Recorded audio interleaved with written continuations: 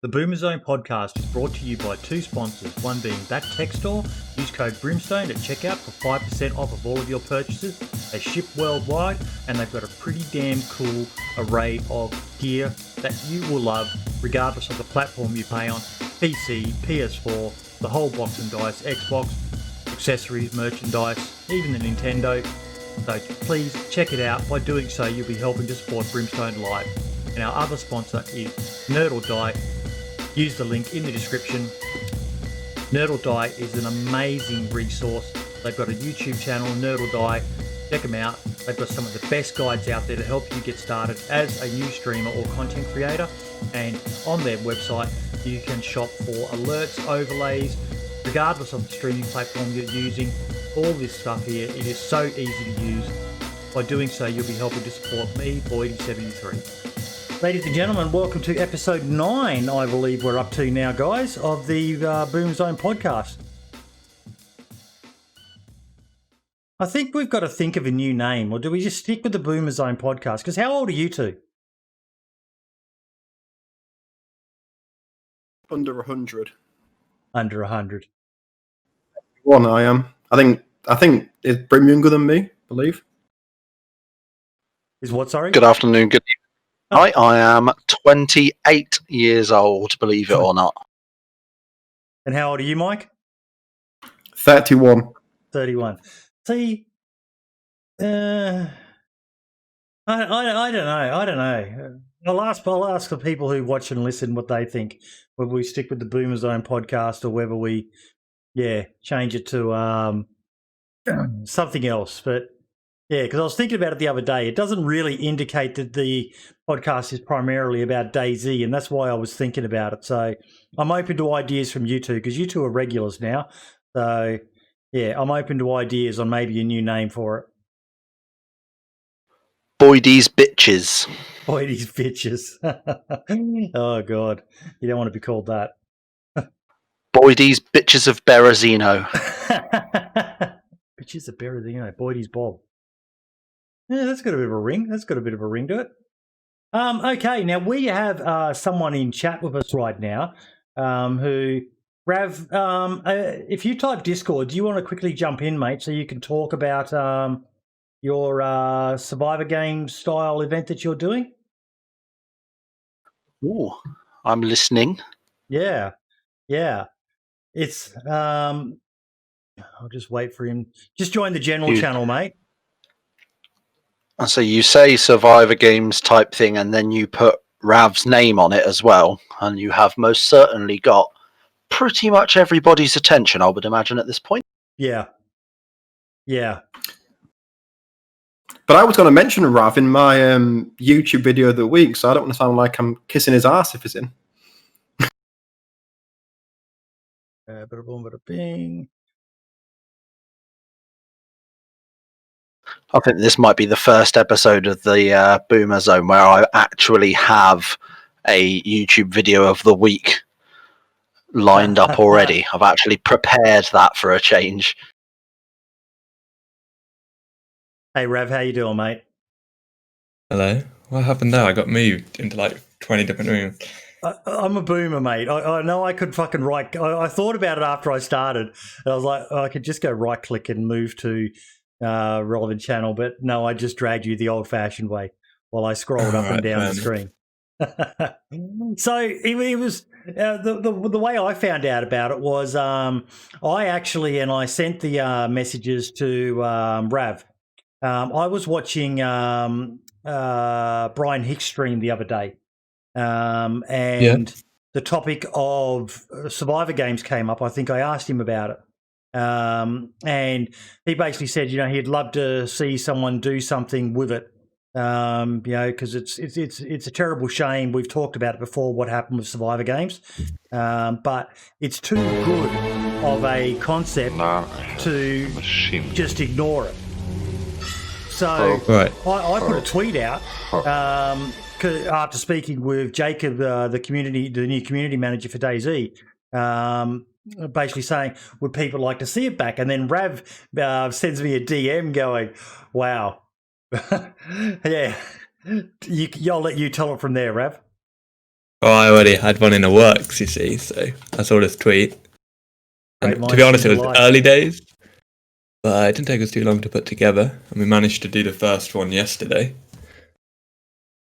And pretty good, in my opinion.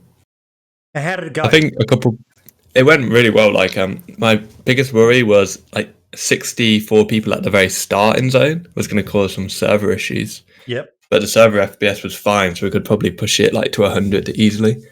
Really? Yeah, it was. We lost about 40% of the FPS when we got all the players on. Yep. So that's not too much, really. I don't know how much FPS you need, but. And how smooth did the event run? Like with the technical side of the actual event, not so much the server itself. Well, everything like guns and stuff were easy enough to find. The only sort of problem we had was food was a little bit. You know, some players were struggling with food, and at the end they were just eating each other's bodies. So that's something we need to think about increasing. Yep. And also, we were going to have airdrops, but I don't know if you heard the airdrop mod actually got DMCA'd on Thursday night, which caused some problems. But yeah, that was. You might have to hang around then, mate, because that's actually a topic I've got for later on, and I was going to be going on the fly, hoping that either Mike or Brim knew anything about it. But we'll carry on about your event, mate. So, what's going to be happening from here with your what are you calling it? Because obviously you can't call it Survivor Games. Bohemia Interactive were quite clear about that to me. Yeah, it's called DayZ Prevail. That's the Discord at the moment. Yep. And the idea is to do different events, but sort of always be doing battle royales like every 2 or 3 weeks. Yeah. So at the moment, I just call it battle royale because I don't really have a name for it. But I definitely want to get a unique name, I guess. And what are the rules for it? The rules were pretty simple. They were like 0 tolerance of stream snipers. Like don't want any of that. Be mindful of people streaming, so no like racial or homophobic slurs, and not to leave the map because we had some like phases, which we also need to work on. Maybe getting a mod for that because it was a bit confusing, and not to cross team, and that's pretty much all the rules. Yeah. See now, so just some basic. I'm going to challenge you on one of those rules. And it's from a memory I have of, I think it was Survivor Games 4 or Survivor Games 5, where you say don't cross team. Now, I remember there was 2 teams, 2 duos who lost their partner.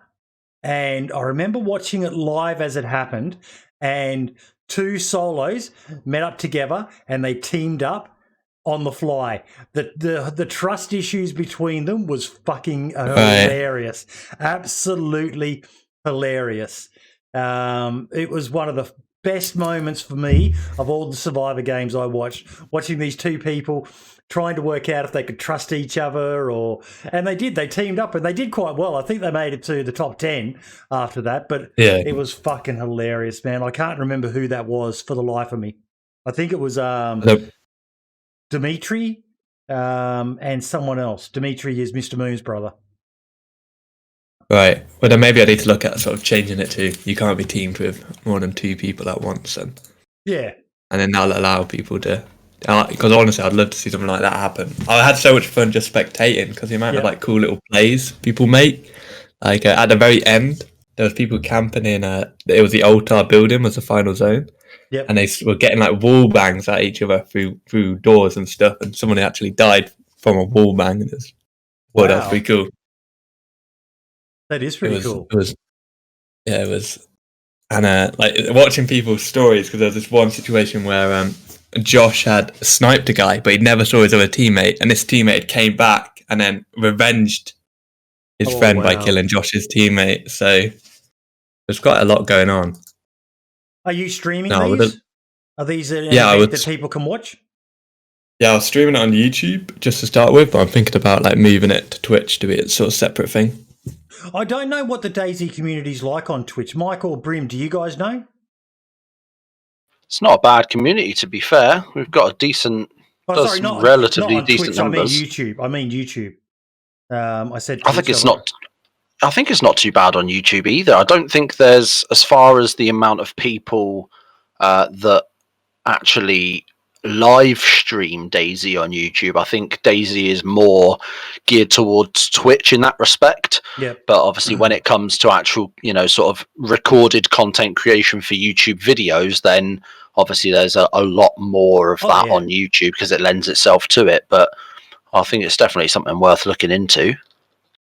But the thing with YouTube streaming is there's like a limit on how many people you can get watching you, because no one really goes on YouTube to look for live streams. But it like broadcasts it to all your subs, so you can get like a large initial viewer base pretty quickly. So just while I'm starting off, I thought it was the most ideal sort of path, but I would love to move to Twitch. Yeah, I honestly think Twitch, it's kind of hard. Like for you, if you haven't been on Twitch before, you're going to have to start again. But you've got a pretty big following on YouTube already, mate. So I don't think you would struggle that hard with setting up on a another platform.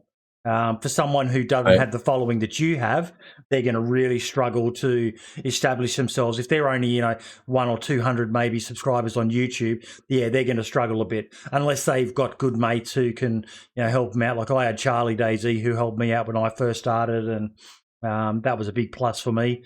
But yeah, you should have no worries at all, mate.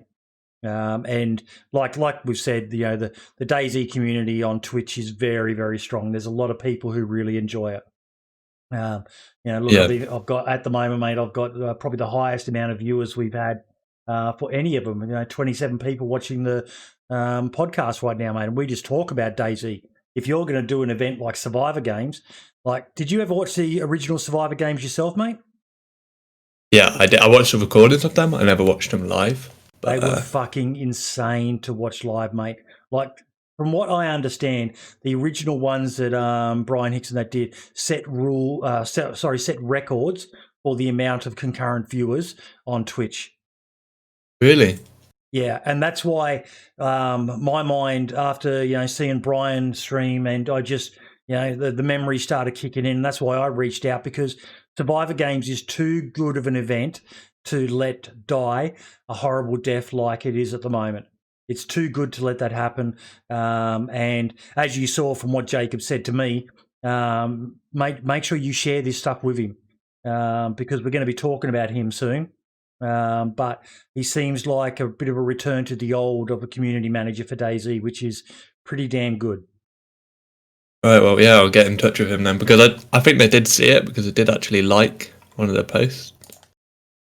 They'll be keeping a close eye on it, and I think he will be in particular. So is there anything else we need to know about your event, mate? Not really. They just happen every week. Battle Royales every 2 or 3 weeks. If you have any event ideas, please drop them in the Discord. We're always looking to try new things. We want to do sort of events where it has more of a build-up, though, so it's not like you spawn in with gear. Don't really want to do events like that. Yep. As such. But no, I'm thinking about some of the older ones now. I think it was called Death Run. We're looking into something like that. There's a couple old sort of events I used to do back in 0.61 and 6.2. I might try. I'm trying to remember the rules for them too, to be honest. One that I used to love doing was a manhunt. Just a good old-fashioned manhunt. I tried doing them on live stream, and it's just, no, live streaming them is bad. It's a good event that is just offline for people where... in the past, I've done them with the likes of, we had FubarBundy as the target, VigilanteGamer as the target. I think I've been the target once. Benfruit's been the target. Benfruit was guarding me, I think, when I was the target. That's right. And he was the last man left alive. And Jakub, Jacon took him out, I think. Took me out and then took him out. I'm not sure. But you do clues, which you release via Twitter. So it's a good way of getting people to engage with your Twitter account. You release clues as to, cryptic clues as to where you are on the map. And we gave them a quadrant of the map, like northeast, northwest, southeast, southwest is where we would be starting. And they get to gear up, and then we just spawn in and we start running with them all on our tail. And it is so much fun. They're very, very good events. Just a simple manhunt. I had a cash prize on them. And it was so much fun watching people running all over the map trying to get us. And the very first one with VigilanteGamer ended absolutely brilliantly. Absolutely brilliantly. I won't just spoil it because it's a great video on VigilanteGamer's channel.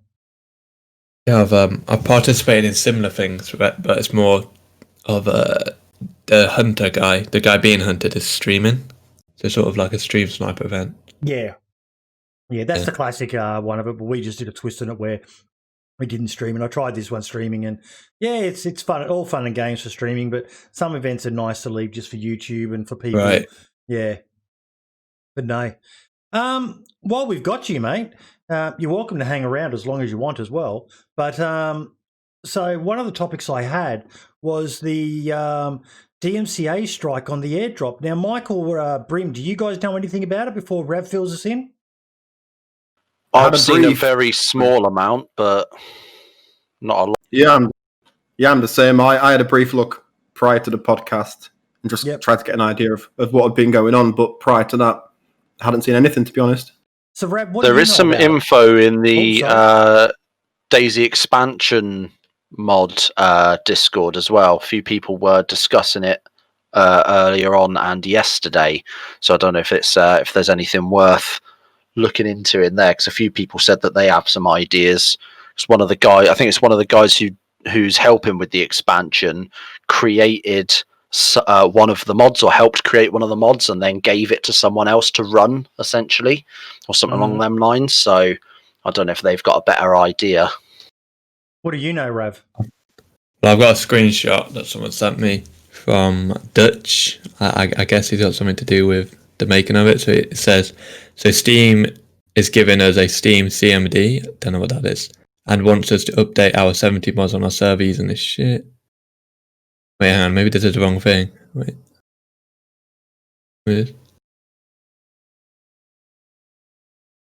He's repacked a few mods.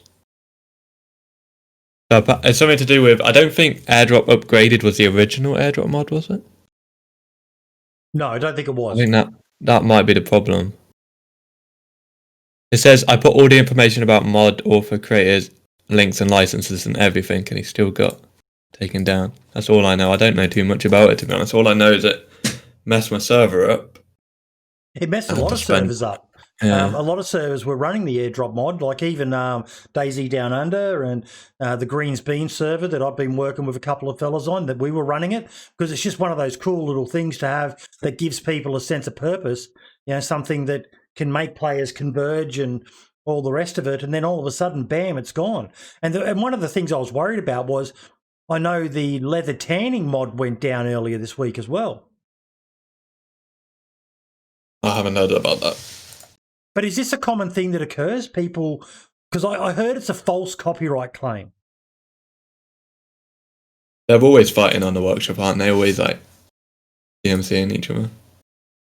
Really? I didn't know that. I think there's a couple people that are just out to stir shit up. Yeah, I think there's people, from what I read, there's people that put in false claims and stuff as well to try and get people taken down, because I think Steam doesn't really look into it too much. I think they see that someone's claimed something, and then it's sort of the onus is of the person that has a claim against them to prove their innocence, in a like sense. YouTube then with copyright claims. Yeah, so from what I've read, and at the end of the day, this is something I've read on the internet, so take it with a grain of salt. But from what I've read, there was some Russian person put up some sort of fake copy of the Airdrop upgraded mod. So the actual owner of the Airdrop upgraded mod put in a claim and was like, no, I'm the real owner, this is some fake crap, let's get rid. And as a retaliation, the other person then put a claim in against the legitimate one, which, because of Steam's piss poor handling of DMCA takedowns, ended up getting that taken down as well. So I think hopefully they can get shit sorted out soon, because like you say, the airdrop mods are a pretty good bit of kit. Yeah, it adds a bit of fun to the game. You get everyone converging, because it's usually good loot, and it's kind of sad to hear that they're carrying on like that but it's especially after the last week I've had. But it's not surprising to me that people will just do things to shit stir and all the rest of it.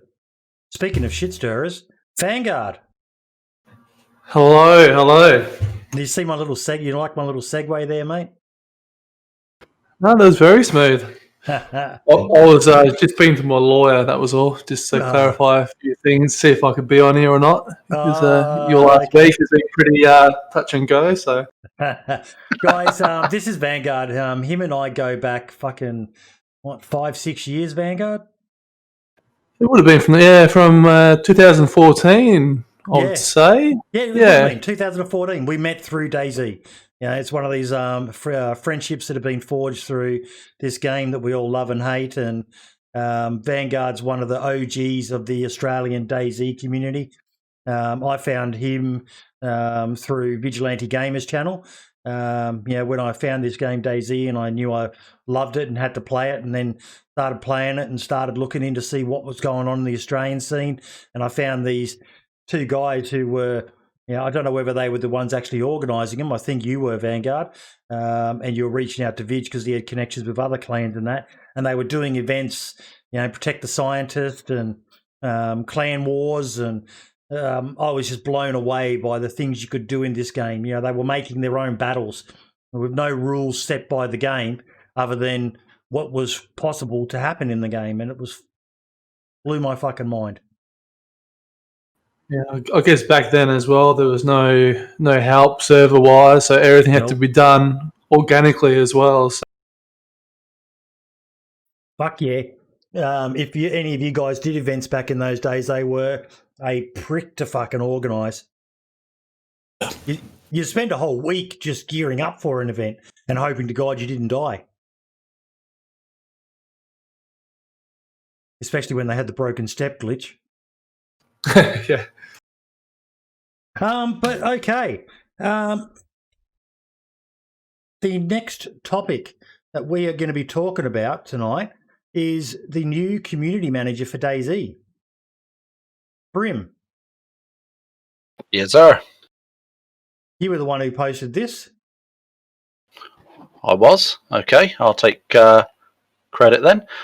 Yes, from what I saw, basically I can't take a huge amount of credit. I'm just someone who had a pair of eyes and looked on Twitter by chance one day. But looking at Twitter, I've noticed over the last week or two that the official DayZ Twitter account has become a bit more active in a positive way.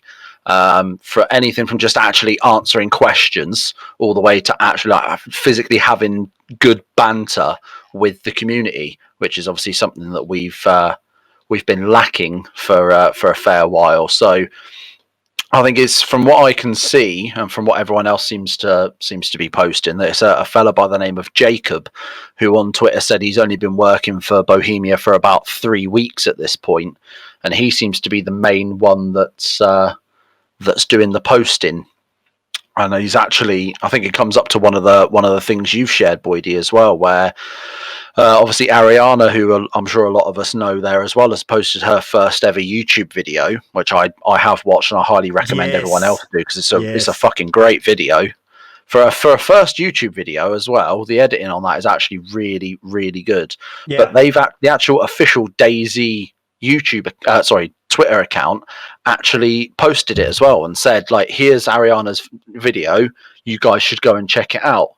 Which obviously is something like that, some sort of community spotlight thing, is something we haven't seen since they used to do it in the and since they used to do them with the with the updates and stuff they did, and they always had that creator spotlight. That's it, the status reports, so they used to have those all the time, and we haven't seen that for ages. So now for that to be a thing, and I know Hellfire's quite happy because he's finally, after putting 4,500 hours into DayZ, finally been followed back by the official DayZ Twitter account as well. So he's like rolling like a pig in shit at the moment, happy as it can be. It is a nice feeling when they do follow you, though, isn't it, Vanguard? Oh, I wouldn't know, to be honest. What? Are you seriously not followed by the official DayZ account?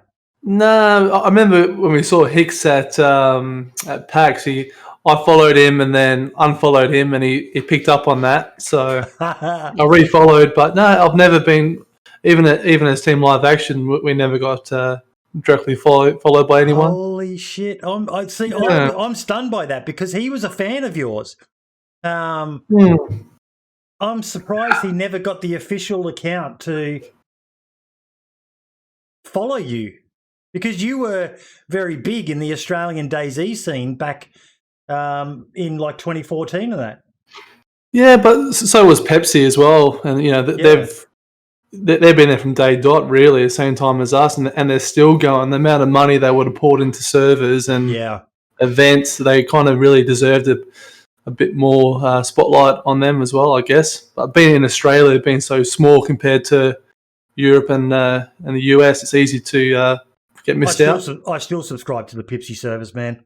I don't play in them a lot because I've kind of evolved into more the hardcore DayZ, but I still subscribe to them because they were the stalwarts of the Australian DayZ community.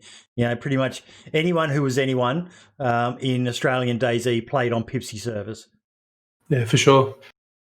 They were, and we had so many good memories on there. So many of your videos, my videos, Vidge's videos were filmed on Pipsi servers. They're a legacy of the Australian DayZ community, and I hope they never disappear. DM4 and Match and the rest of the team, I don't know who's in there now, but they're amazing. Fucking amazing. But no, Jakub is really impressing me. The comment that you said there, where is it? Brim, where you said, I've noticed he's had some pretty cool interactions on Twitter. He really has. Like, he's been giving a bit of cheek to people as well, which I think is needed because there's some fucking trolls who follow DayZ. And yes, we say it time and time again and people will get sick of fucking hearing it. Yes, DayZ has its issues, but nowhere near as bad as some people make out. And if he's going to have some fun giving people a bit of cheek back, fuck yeah, I'm all for that, because the way it's appeared for the last 6 to 12 months is pretty much DayZ's just that body curled up on the ground while everyone's kicking it, stomping on it. And for someone to give a little back, fuck yeah, I'm excited to see that. I'm excited to see what he does. Oh, yeah, I think it gives that little human element as well. I mean, as far as, obviously we're all adults, we all are fully aware that it's not a fucking artificial intelligence. There are people behind that Twitter account and people working in that company, but you wouldn't necessarily know that in the last couple of years looking at their Twitter, because most of their output for their tweets is all, granted some of it's quite positive, like adding a shit ton new console servers both for Xbox and PlayStation. Xbox specifically, now it's become free on the Xbox Games Pass. It's one of those where it was all very business up until this point. It was all very much, here's an update, we're putting out some more servers, here's when the next experimentals go in, and it's very much upfront business and that's it. Whereas now Jakub seems to be doing a little bit more. We see, like you say, we seem to be getting that little bit of banter, that little bit of pushback, but not in a negative way. I think it's an absolutely massively positive step forward. And I mean, we can harp on all we like about obviously DayZ doing good numbers and stuff on the Steam charts, and obviously FubarBundy's most that sniping video that we spoke about the other week, nearly hitting a million views. Is insane. And I've got some stuff prepared that I want to when we come on to that shortly as well. But like the fact that DayZ's Twitter has finally, it's almost like it's taken off, it's evolved, and I'm really excited to see what we get in the near future with that as well. I think we've seen also a lot more positive posts on Reddit as well, haven't we, from Jakub? I think he's been a heck of a lot more open with some of the questions that have been asked, which see, I don't look at I'm aware that, so I'm interested in this. I looked at it once, and it was a follow-up to the interview that we discussed. Was it in the last podcast, maybe? And somebody had asked him about helicopters, and they put a post saying, well, they won't bring back helicopters because they don't have the resources. And I think effectively Jakub replied to that and said, yeah, that's true. 99% sure that helis won't be in vanilla DayZ. It's because, again, we don't have the resources to make them unexploitable and work as we want. So I think there was a it helps that there's a lot more clarity, I think, because before, without that clarity, people were just sort of veering towards being dicks. And I think if it is more honest, and also like we said about the banter, if it speaks to people in that kind of way, I think it'll diffuse quite a lot of the shit that they get, hopefully. So hopefully it's positive. It seems like it will be to me. Now, I do just need to quickly clarify, are all of you guys drinking right now? I can neither confirm nor deny. I may be on my second already, and we're only half an hour in. How are you going, Mike? Had one, but only a small can, so trying to go slow. Mate, it's 3:30. It's 5 o'clock somewhere. It's midnight here, mate. We're getting right into it. I'm actually starting to get a bit of a beer buzz on. But that's because I'm a bit of a teetotaler these days. Boydie's going to be the drunk uncle at the wedding who's just going to get up and start dancing to stupid songs like Come On Eileen or something in a minute. We better get this next topic over and fucking done with then before I get too fucking drunk. My tweet. My fucking God. How dare you put a tweet up, Boydie? Did that just create an absolute shitstorm? Now, I will concede what mine just said is correct. I worded it poorly, which I am wont to do. I'm not known for being the most eloquent of people, but I didn't clarify that this was based from what Milo had said. And I also must clarify as well, in Milo's defense, the reason this came up was a comment that I read. Now, that was poor interviewing by me.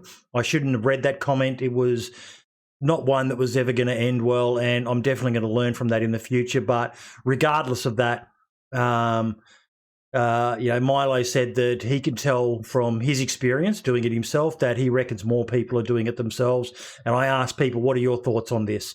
And the overwhelming majority of over 500 people said they're not surprised. Now, Vanguard, you actually commented on that as well. You said, what was it? There, it's right there. You'd be very naive to think otherwise. Oh, for sure. I don't know anyone personally, but the way that DayZ is designed, and to be able to get those kill on site videos and the compilations that some people do, I guess you'd have to have a helping hand in that, I guess. But I wouldn't have a clue. I've never done it personally. We had issues with our servers on people doing it. So, but it is what it is, and it comes down to it is only a game. But when money and sponsorships involved, that's where it gets a bit messy. And that's where, like, I had a bit of a tete-a-tete with the running man in the comments and that, and I said, because he was very, very harsh on him, and I asked him if he'd watched the interview, and he hadn't, but he said, do I need to have watched it to see it? And I said, look, from what I can see, you're basically being impacted a lot by the monetary effect of this. Don't let that be the full basis of it. I understand that it's a business for some of these guys and all the rest of it, but this is a bit more than just a monetary issue. What he did was wrong, no fucking doubt about it. But scripted content, I don't actually have an issue with it. What I had an issue with, as I said in the interview, was him fucking over other people who were playing and potentially paying on his server. That's not fucking good. I think one issue I had. Sorry, all I was going to say briefly was one issue I had, and I was kind of having a tete-a-tete with some people as well, was that there seemed to be quite a lot of blanket support with the backlash that Milo's got. And I think that, for me, I think people have to differentiate, sort of reasonable criticism, which, of course, what he did was wrong, but also the death threats that were referred to in the interview itself. So I think when people were saying he deserves it, I took real issue with that, with one or two people. I liked your comment, mate, where you said, I think it was something along the lines of, you're not comfortable with, basically tarring and feathering a 19-year-old for a mistake he made. And that really hit home with me.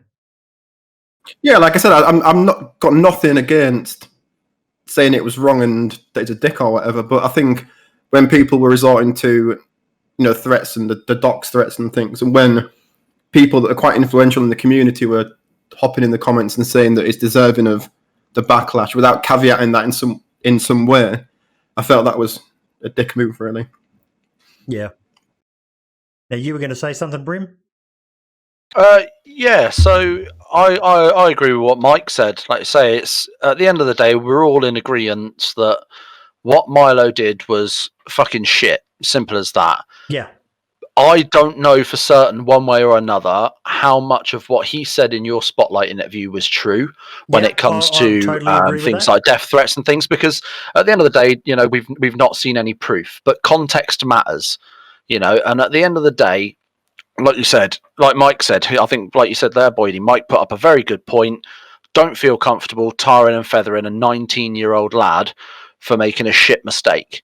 Like, none of us are innocent. We've all got red in our ledgers, let's be honest. And at the end of the day, I can guarantee I've done things a fuck ton worse than what he's done. Not in the DayZ community necessarily, but like, none of us are innocent. Not by a long shot. But for big guys, in the community to suddenly jump on the bandwagon, and there seems to be quite an onus at the moment on people naming names.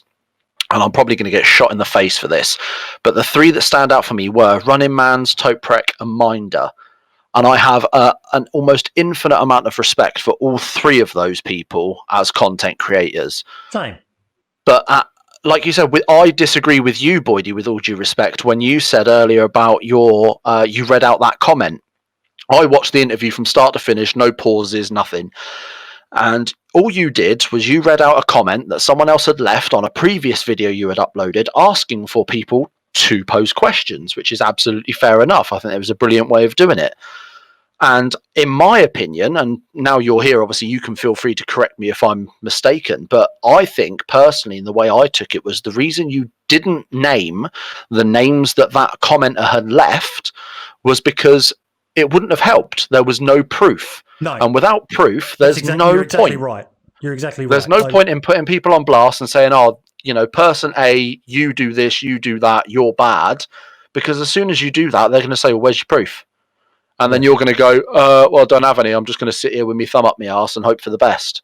It's not going to help, but that seems to be the one thing, unfairly so, that a lot of big guys like Tope, Minder, and Running Man's put across. And I can understand them feeling some sort of negative way about what Milo said about looking into other videos, and as he's done it, being able to pick up on those things and seeing, I think this person's cheating because I've done it and I can see that without naming names.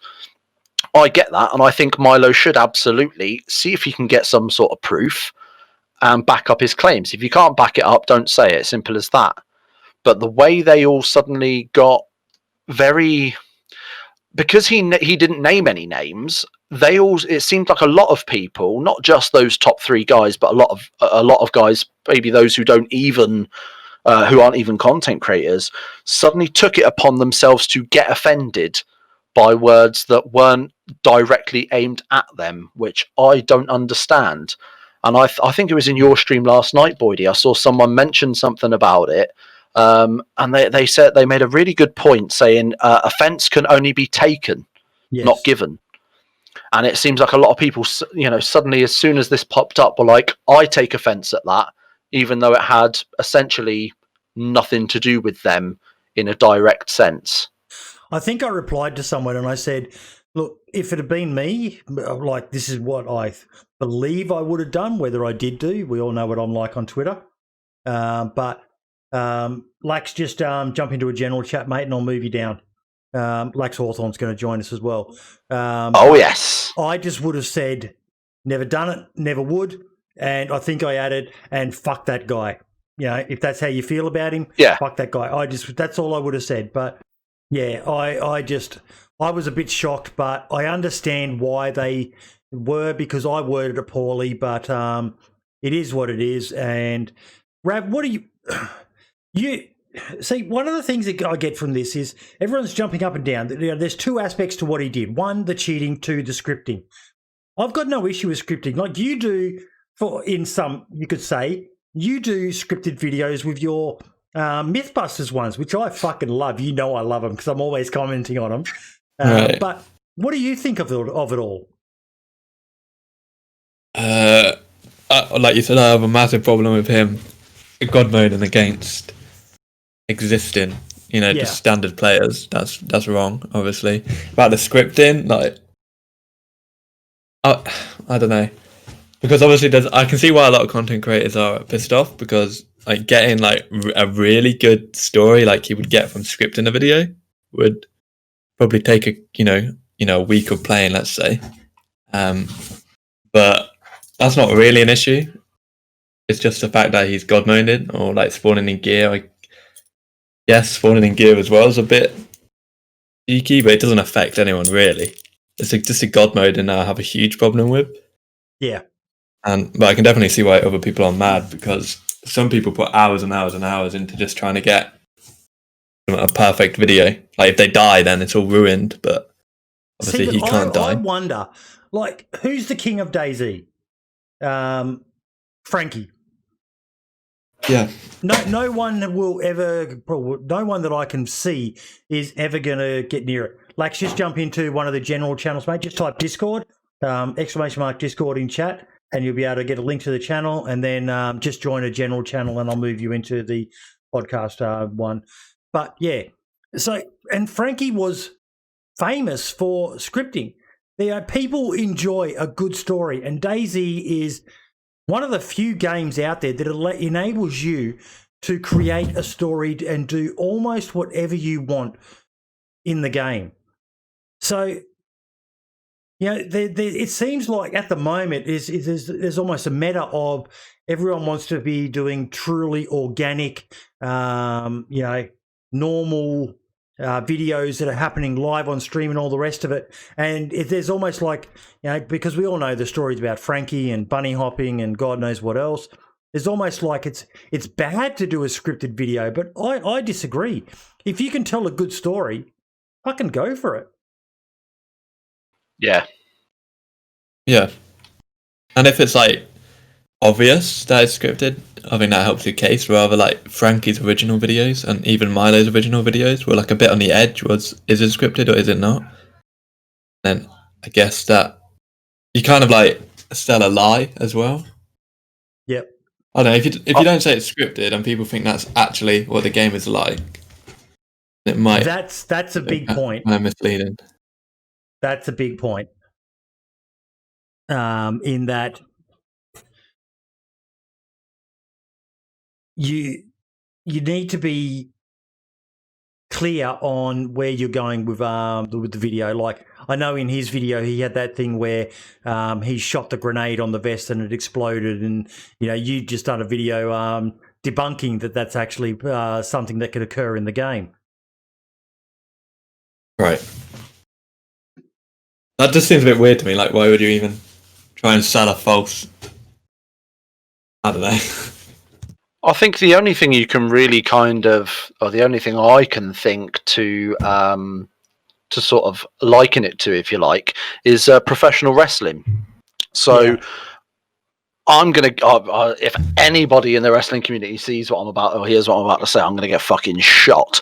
But like wrestling, I disagree with the word fake. It's definitely, I'm a huge fan of wrestling, but it is scripted.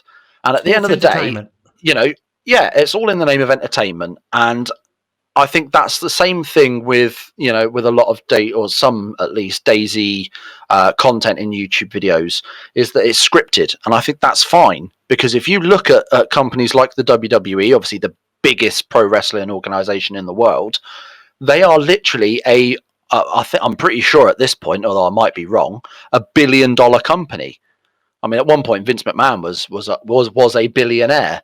So, it's one of those where scripting works. It brings in, because no one honestly believes that The Undertaker is actually a dead man who can raise from the dead. What? Sorry to burst people's bubbles, but, with all due respect to Mark Calloway, who plays The Undertaker, obviously they're actors who play are fucking phenomenal characters.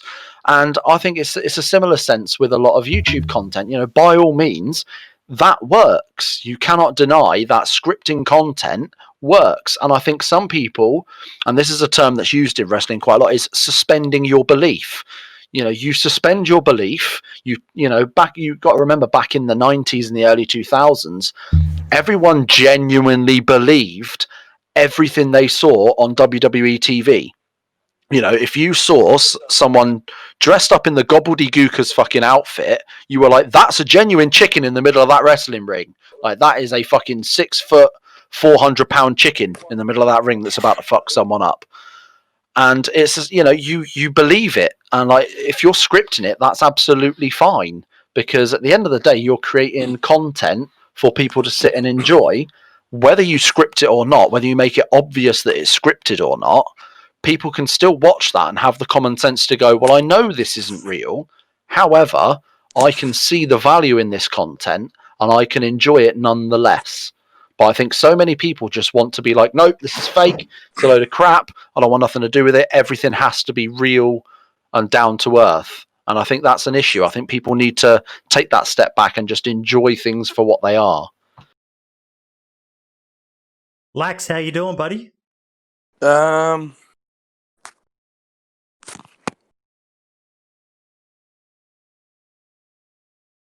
I think he's still feeling the effects of the suspense of the stream yesterday. Did you have a big one yesterday, Lax? We're having trouble hearing you, mate. We heard you say and that was it. Hello. There we go. That's better. Oh, can you How hear you me? doing, buddy? Yeah, good. My first time on the Discord on the phone. So, how you going? Yeah, the old phone, eh? You're sitting outside, I'm guessing? Yeah, just having a smoke and a bit of a whiskey out in the man cave, mate. Nice, I went to bed at 8 p.m. and got up at 12 p.m. So, Lax, you're one of the most animated content creators out there right now. Like, your Twitch streams are next level, mate. You put in 110%. And this topic is actually one that's pretty close for you because you do some amazing scripted content for your Twitch channel. oh, everything's scripted for me. I'm talking about your intros, shit. the stuff Carried you away do, then. mate. Yep. The stuff you do for your channel is next level. And what are your thoughts on this? On people doing scripted content for videos? What's my thoughts on it? I don't know. I'm one of those guys that sort of stays away from it all, you know, as in the controversy and whatnot. So, what's my opinion? I think if it's I don't give a shit actually. If it's scripted, it's scripted. That's fine. But as long as you're not using admin tools to fuck everyone over that's in the server that's actually trying to play the game. I think it's pretty, I think everyone pretty in here agrees with you, isn't it? mate. I think everyone in I here think agrees with you. I think that's the norm, isn't it? Like, if you're fucking people over just to get content that aren't streaming or making videos, then you're a bit of a fucking arsehole, in my opinion. And I completely agree. And the fact that we still have to make that point when it's such an obvious and clear point is really fucking worrying. Someone put a random tweet out today or yesterday that came up on my Twitter feed. I can't remember who it was. I'm not sure if it was one of you guys, but the tweet was basically, if you have to hide what you're doing, you know it's wrong in the first place. And I thought that just applied so brilliantly to this whole situation. Yeah. So, Lax, what are you drinking?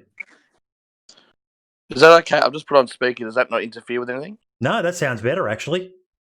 Okay. I'm drinking Woodford Reserve. Ooh. Wild turkey. Yeah, but I mix everything with Coke. So you can give me a $300 bottle of whiskey and I'll still... I saw that on your stream yesterday, and the amount of people that absolutely fucking decimated you in your chat. Like, how dare you, sir? I was like, fuck it, drink what you like, enjoy it. What are you drinking, Vanny? Oh, some Great Northerns, mate. I've got the old. I've got to go get another one in a sec. The James Squire 150 lashes pale ales. Yeah, it's a good drop. Yeah, I'm quite a fan of it.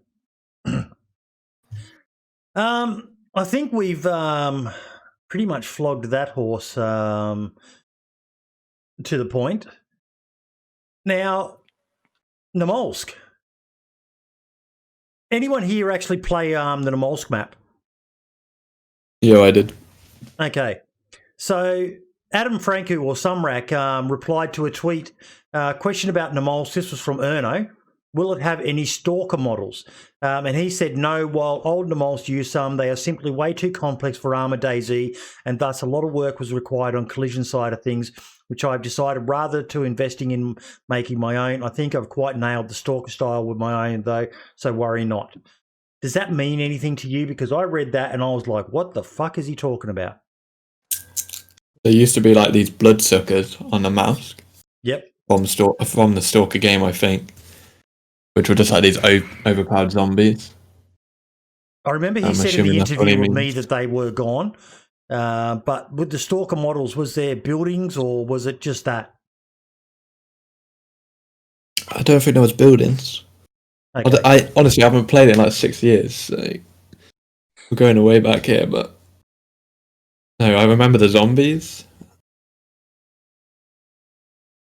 I'm pretty sure it just used like standard generous buildings. Namalsk is going to be a very, very big deal when it's released. A lot of people are looking forward to it. Yeah, hopefully this year, hey? Fingers crossed, but being lead producer now, I don't know how much free time he's going to have to work on it. Did you ever play at Vanguard? Nah, not personally. I haven't played DayZ properly for 2 years. Wow. Obviously, watch a few videos here and there. You've changed, just burnt myself out a little bit, you know? No, I haven't changed. What about you, Lax? You said you used to play the mod. Did you ever play Namalsk? No. Nah, I never played Namalsk before, but I'm looking forward to it. Especially because when you're a streamer and you do stream nearly 55 hours a week, something new would be yes, fantastic, you know. How good was Livonia, mate? How good was Livonia for that? Well, for me, it was good for a short burst, but it's a little bit different for me because of my viewers. It was a bit slow paced, and my viewers are pretty bloodlust, bless their heart. You reckon? But yeah, I really enjoyed it. I thought it was really good, and the survival aspect on Livonia, I think it's a little bit more in depth than Chernarus. I think it's a little bit difficult, a bit more harder, I guess. But yeah, I think I'm looking forward to Namalsk, as I said, because when you stream the same sort of map for 55 hours a week, you know what I mean? Like it's fantastic and all, and I love the game, but let's be honest, like every single stream, you know what I mean? You start to lose your mind a bit, you know what I mean? You can only do so much every single stream, so thank God for crazy interactions and whatnot. Or if there wasn't interactions, you'd be playing the same game over and over again, wouldn't you? Hence the reason why DayZ is so fucking good, you know? You need to go back and watch, when you're speaking of interactions, some of Vanguard's old videos. Probably still, what was the name of the one where you crept up on the sniper? Oh, fuck. I wouldn't. Oh, that's cringy shit. Oh, no, that was fucking hilarious. Absolutely. Back in the day when everyone used to stalking snipers, I think. And stalking snipers. Yep. And everyone used to camp the hills around Electro and snipe down into the town, and Vanguard managed to crouch right up on this guy and just started trash talking him and ended up taking him out with an axe. He chopped the tree down while the guy was laying under it, which was the best part of the fucking video. Absolutely fucking hilarious. You're sitting there and the next thing you hear this chopping sound and he still didn't move. He just laid there in his ghillie suit. And someone said that was scripted as well back in the day. Yeah. I was like, fuck. I don't know. Good times. Very, very, very, very, very good. Everybody says that every one of my streams is scripted. Yeah, because you've got such a massive budget, Lax. You know, you've got those big sponsorship deals. Honestly, I get people going all the time going, scripted. Yep. What I do is I spend 5 hours before every stream and I talk to everybody all over the world and we get everything organised and we get, you know, like, people, people all the paychecks out to everyone playing on 1SK or Trump's Wall or... yeah, 1SK is a little bit of a bit of a circus at the moment. Wouldn't be suggesting playing that server if you're new to DayZ. You'd uninstall pretty quickly, I reckon. Yeah, why is that? Well, the way you are at the moment, it's a circus. Like in Electro at the moment, it's honestly it's a PUBG fest at the moment, there, mate. It's not even DayZ anymore at the moment on in Electro. It's and it's turning into almost. I'll just say how I feel. I don't give a fuck what anyone thinks. That's just who I am. But I don't Electro at the moment in 1SK is just a circus, and you get groups of 20 squads in there killing fresh spawns, and then nobody knows who's on. Everybody's betraying, and I think I probably started the whole thing, to be honest, and as a bit of fun, sort of turning everyone against each other, but sort of backfired now. Everybody sort of don't know who's on each other's team, and it's pretty bad in that moment. And then I think people are taking it personal, I guess, when people kill each other now, which is not about DayZ. You know, you live, you die, you repeat. But people are starting to go, "Oh, you fucking killed me," and "How dare you killed me?" And then it turns into like a, you know, people are actually starting to take offence to getting shot by somebody, which is not the way DayZ's played. You know, you live, you die, repeat. Don't get attached to your character. Don't get attached to your character, as you know. But people, people can get salty, which is fine, which happens, and DayZ's like that. But yeah, no, Electro at the moment in what is K in general's a fucking, you know, it like Bundy said earlier last week. I never get his name for Bundy. I always fuck up his name, so I do apologize. FubarBundy. Yep. FubarBundy. He's on the money with like you said, thinking about doing something different, and there needs a balance, if that makes sense. When are you and him going to do a tandem run? I don't know. He's never reached out to me, and I've never really reached out to him. I'm sort of a guy that I'll let somebody else reach out to me before I reach out to them, if that makes sense. Yep. Well, I might have to try and facilitate that and arrange for a Lax meet Bundy and Bundy meet Lax and go have at it.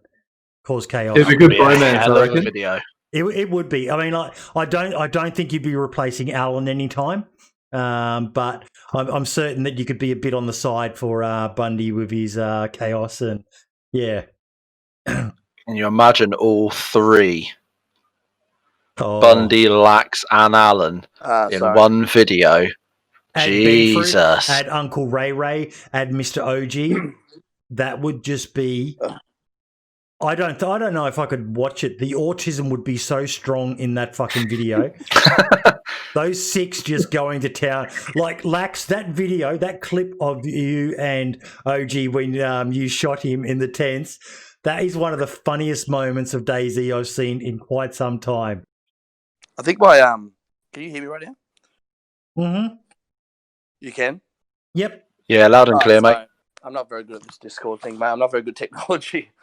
I think people like I'm very new to YouTube and I'm very new to Twitch, so I don't know. Like, I've never really seen Frankie's videos or FubarBundy's videos, and so I'm a little bit naive when you see all these people here. It's a bit embarrassing, you know what I mean? Like, all these amazing YouTube content creators, but because I'm only new on the scene, I don't know many of them. So I never used to watch YouTube or Twitch at all. So working so much, so I'm sort of starting to learn all these great YouTubers and content creators now. But yeah, that was it cut out for me before, but I do really enjoy Mr. OG. I really enjoy playing with him. He's a madman.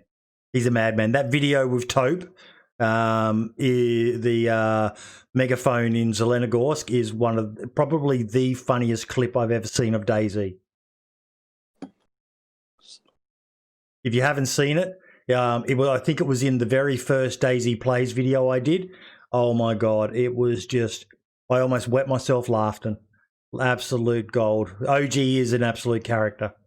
But Lax, you brought up a point then, and it's one of the things I love about DayZ. You know, for this game that's supposedly dead, even my own son was telling me DayZ's dead, it'll never come back. And, you know, we're now at the highest player numbers since the game was released and that.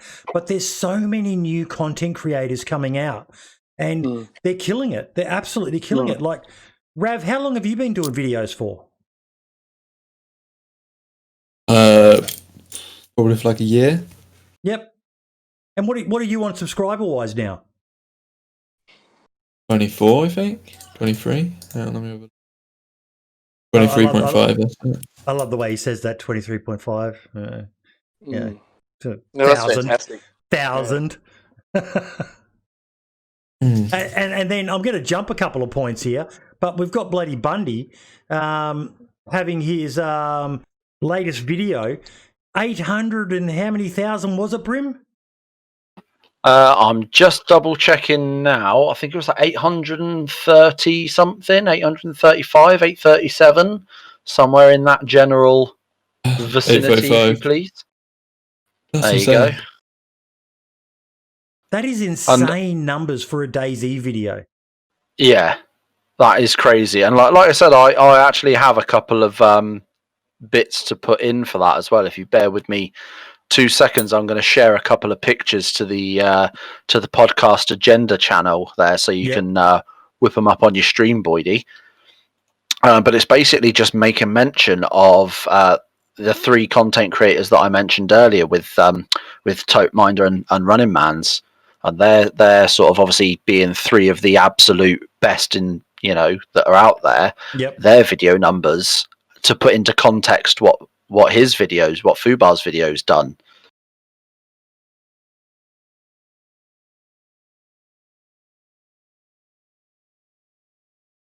That's got to be more than the DayZ community, doesn't it? 800,000. That is mental. I mean, the 3 pictures I've put up here are just simple screenshots of. I went on to Tope, Minder, and Running Man's YouTube channels earlier on, So filtered out by their most popular videos. So if you notice there you notice Tope. So I put these sort by most popular videos. So if you look at Tope, and I would like to preface this by saying I do not mean any disrespect or shade to any of these content creators. They are all phenomenal. This is purely just to put into context, right? You look at Tope's videos, his most popular video at 1.2 million views, fucking impressive. And his next most popular, 552,000. Again, very impressive.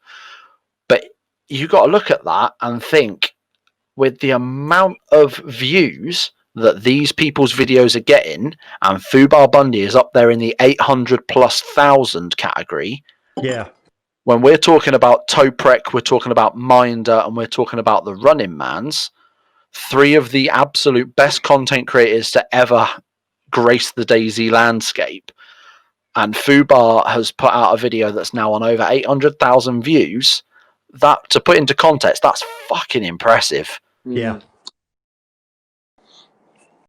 But it was a damn good video. It was a great video. I've watched it like 3 times. Really? And I think I can't say that about many videos generally, unless it's videos of people falling over and smashing their faces, in which case I'll watch them all day because I'm a horrible bastard. But like you say, it's an absolute phenomenal video, and for it to get the views that it got, I think is absolutely it's astounding, but it's well deserved. So who's going to say it first? It's scripted. Viewbots. Bundy's paying for viewbots. I called it. You heard it first here. I'm just checking it. It's only got 1,000 dislikes, which is unlike him. So it might have been posted up on Reddit or something similar. Yeah. But if it's got a high amount of dislikes, it was definitely on Reddit. I had people Are you actually talking say, shit?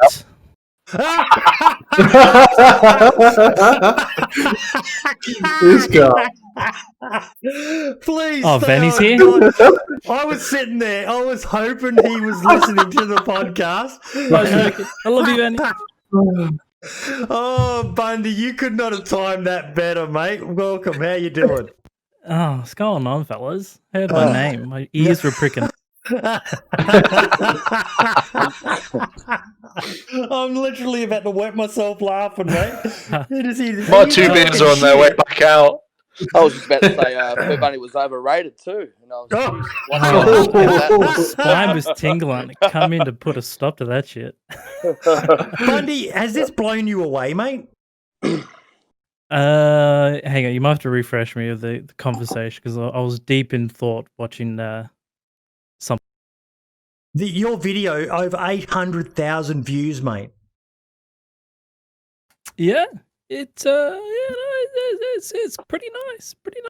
Because that's the biggest view you've had, isn't it, on a video? Yeah. Like 2 months ago, my Trapped in Below video smashed everything on my channel, and now this one's doubled that again. So it's pretty. It's gotta Yeah, be I'm pretty just looking at inspiring for your channel now, Fubar. Your Trapped in Balota Airfield video 4 months ago, 464,000 views. So you've literally doubled that in this video, which is fucking impressive. It's a few drawbacks. You do get the general population of brain dead idiots that have never seen a DayZ video posting their two bob about shit that they don't know about, which has been fun to reply to. Oh, you're Pretty standard. Camper, you're the one camp. So many of those comments. Oh dear lord, dear lord. So have you played DayZ before, buddy? What do you do when you have a sniper with a 25 times scope? You fucking run around like Call of Duty and quick scope. But the thing I loved about it, and I think I made a comment about it last week possibly, or during the week on one of my streams, was the fact that you left the footage in of missing shot after shot after shot after shot after shot, and then hitting them but not knocking them, and you left in all that stuff that a lot of other people would have cut out. A lot of other people would have, I made a 1,000 plus meter shot, and it just would have been all about that shot and then the follow-up ones you got on it afterwards. But you left in because it made the story. It made the videos so much better. All the missed shots and the banter between you and Alan is fucking next level. Exactly. It's all about the journey, not the destination. Now, we've got you both in the chat here. Where do you and Lax going to have a run? I'm very surprised we have not run into each other, Lax. Well, I don't know if we play on the same. Do you play on the 1SK as well? Of course, yeah. It's funny, I've got you here now. There isn't any other choice. I got you here now. When I was before I was a Twitch streamer, I used to go, I wonder what it's going to be like on. Before I thought about starting streaming, I thought I'm going to check out some YouTube videos here. And I started with Ruddy Man and whatnot, but I always, honestly, always went back to your videos. Like I tried them all first, like Minder. I mean, I'm not nothing against Minder and Ruddy Man and all that sort of stuff, mate. But every time I'd come back to yours, man, and be waiting like, fuck, this is amazing. And the best part about it was I used to love the start of it where you used to zoom into the character one. You zoom into when you start. Yeah. Explain it, but you zoom in there and it was fucking amazing, man. Like that's scripted. It was all scripted. Of course, as I was on the couch, I'm like, this guy's scripted. This fucking shit. But honestly, it was amazing, man. It was really good. Appreciate it, Mr. Lax. Honestly, that was one of the reasons why I wanted to start streaming, because this is fucking awesome. This is really good. I always came back there and it was fucking good, man. And that's one of the reasons why I did start streaming.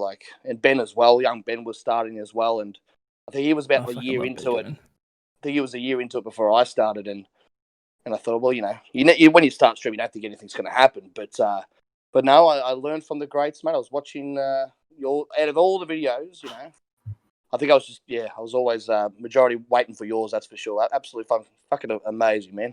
Absolutely amazing. Young Ben was an apprentice of yours, wasn't he, Fubar? He's still our filet apprentice. We introduced him to the filet lifestyle, and I think Alan and I kind of went a little bit of break from DayZ, but he took the ball and ran with it. He's still an apprentice, though. We haven't promoted him yet. Hey, Vanny, yes, my love. You should take a bit of notes. That's how you show love and affection to somebody. Oh, I'm still waiting for my wedding invite, mate, in the mail. Every morning I wake up waiting for it, but the rivalry between me and Ben at the moment on 1SK is absolutely insane at the moment. It's every time we run into each other, we always cause this. We always make sure we sort of prolong it. This this interaction every time we run into each other, and he always ends up winning in the end. But I think the viewers from either side actually starting to think it's real now. That Ben Fruit versus Laxhawthorn, these guys they can't stand each other, and it's just absolutely wonderful. But I've met Ben before. We've had a few drinks before, and it's all to entertainment. But nothing like a good rivalry. People you always get those people like, fuck, coming to your channel like, can't fucking Ben's so much better than you and all this. He's so much better than you at gun. Of course he is. Like the gameplay, he's amazing with his gameplay, and they sort of end up, they end up leaving. But no, it's always good to have a rivalry. I reckon it's a bit of fun. You met him at PAX, didn't you, Lax? I met him at PAX. Yeah. It was when I first saw him. Like, Jesus Christ, a bit of wind can knock him over. Like, I don't want to spoil too much about what he looks like. Tell me he's handsome. Yeah. But yeah, I'm not going to say what he looks like because his whole. But yeah, a little bit of a wind could knock him over, I reckon. Good kid though, really good kid, and that's what's the best part about it, I think. He's a great kid as well behind the streams. And he's done so well. He's really run with it, as starting off, being in a few Bundy videos and stuff like that, and now he's just absolutely killing it. His numbers are insane. He averages 400 to 500 people most streams, and he's done very, very well for such a young lad. I think he was 16 when he started streaming, and he's now 18, and he got to watch him grow up before our eyes. He hasn't been in any of my videos, I don't think. You sure? Because that's what. Yes. Maybe it was on stream with you or something. Because I'm certain I remember seeing the pair of you filleting. I've seen you guys stream together. Yeah, I know that was recent. You've had a couple of clips, but not actually like a probably fully lengthed adventure videos.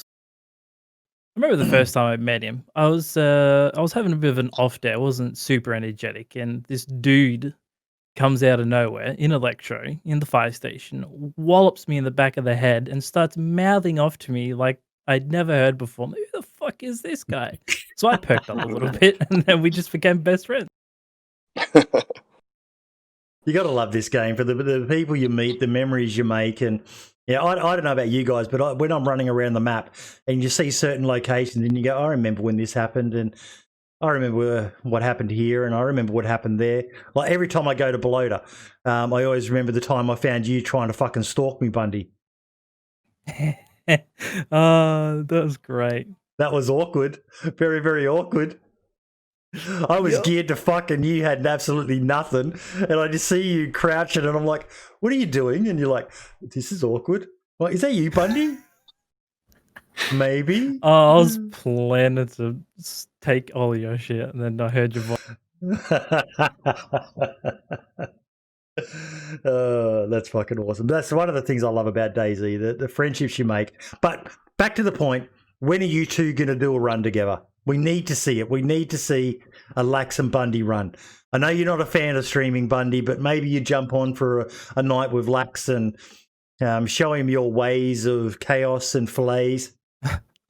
Well, I mean, that's what I said. I'm surprised we have not run into each other before. I'm always around, so one day we'll get the crew together. We'll get all the Aussie dudes, and we'll be Australian too. I think the amazing thing is the Aussies. I mean, not bagging anyone else, but the Aussies are really doing such amazing things in the DayZ community. Yourself and Ben Fruit, and there's so many more. There's Dude Thor. He's blowing up. He's blowing up. You got D Hop, obviously, which is the SK admin, and he's a really, really good kid. Obviously, So it's amazing how quickly these Australian streamers are getting numbers and getting bigger and bigger and bigger. They just love our voice. They love our sexy Aussie accent. I think we're a bit more relaxed. I think. I don't know. I don't know. I don't notice our accents, but I notice everyone else's accent. We don't have one. Yeah, the rest of the world got the issue, not us. There's a heap of those. A heap of content creators that are just coming up at from all over the world that are just getting bigger and bigger. Just shows you that the game is definitely it's not dead just yet. Well, speaking of that, look at Lotta Lottie. 24-hour stream at the moment right now, celebrating 2,000 subs. How do you not respect that? Like fucking 24 hours. But 2,000 subs, I can't think of a single DayZ streamer that I know of who has 2,000 subs. Not someone who streams. On 1,600, I think. Yeah. So and Lottie's just come out of nowhere. She is going gangbusters. Yeah, good on her. She's got a little. I think she's got a little daughter, and I think. Yep. Little one. Good for her. It's incredible too, isn't it? When you see the viewing figure she has as well, it's she's got an amazing amount of subs.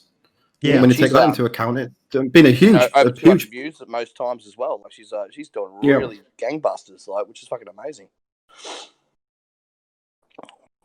most people would die for those sorts of numbers from the full-time streamers, and Lottie's just killing it. And like I jumped in and I was watching her stream for a bit. That was a few hours ago, and she's up to 2,600 subs now. Fucking hell. Yeah. Jesus. Just shows you how generous though the viewers are. Without them, we're nothing, are we? You know, it doesn't matter if you're a YouTuber or if you're a streamer. Without the actual the viewers and the people that enjoy what we make, content is we're nothing really. What's the point of doing the whole thing? There's no reason. Is without them that we're not much at all. Yeah, we're just an idiot sitting there with a camera on us. Yeah. I think some of us are still at that point as well. I know I am. I can't say I included myself in that list. Yeah. Benny, when are we going to see you do some videos again, mate? Because you did some really good stuff back in the day. You left us. You abandoned us. No, I don't know. High and dry. Lax and Bundy, they have the it thing where I knew from early on I haven't got it. Like I kind of thrived in the squad environment and stuff like that. So as a personal YouTube, I don't think it'll go very far, and it just comes down to time as well and priorities.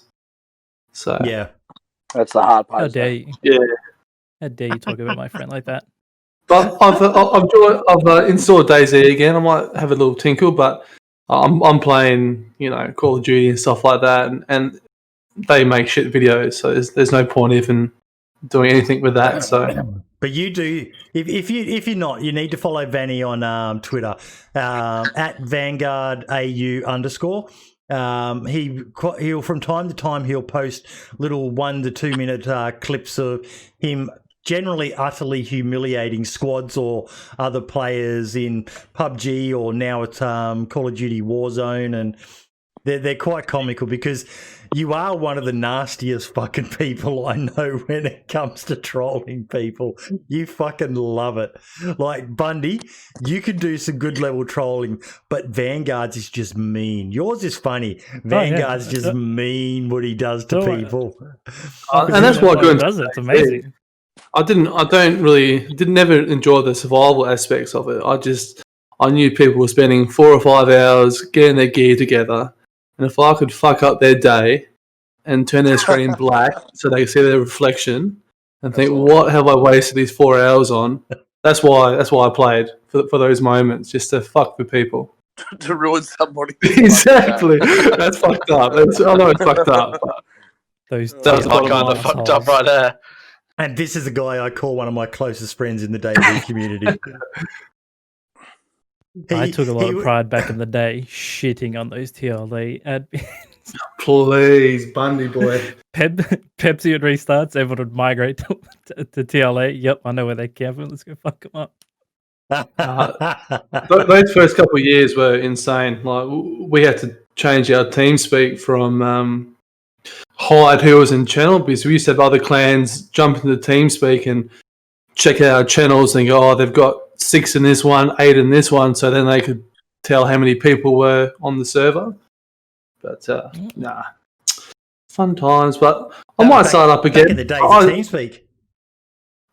Oh, mate, I just wanted TeamSpeak. I still use TeamSpeak. Fucking boomer. Like people showing their true ages now. Yeah. Oh shit. No, I'm 20. I'm 20 years off 40, so that's fuck off. That's enough for me. Off. He doesn't look a day over 20. Have you seen his fucking hair? Vanguard, that is. Oh, he's a silver fox. He's a silver fox at 20. I actually got a haircut lately, and the greys have started to go a little bit, and the missus is upset. The missus fucking purchased me as a silver fox. Now it's fucking going back to brunette. She's like, what the fuck? Oh, love it.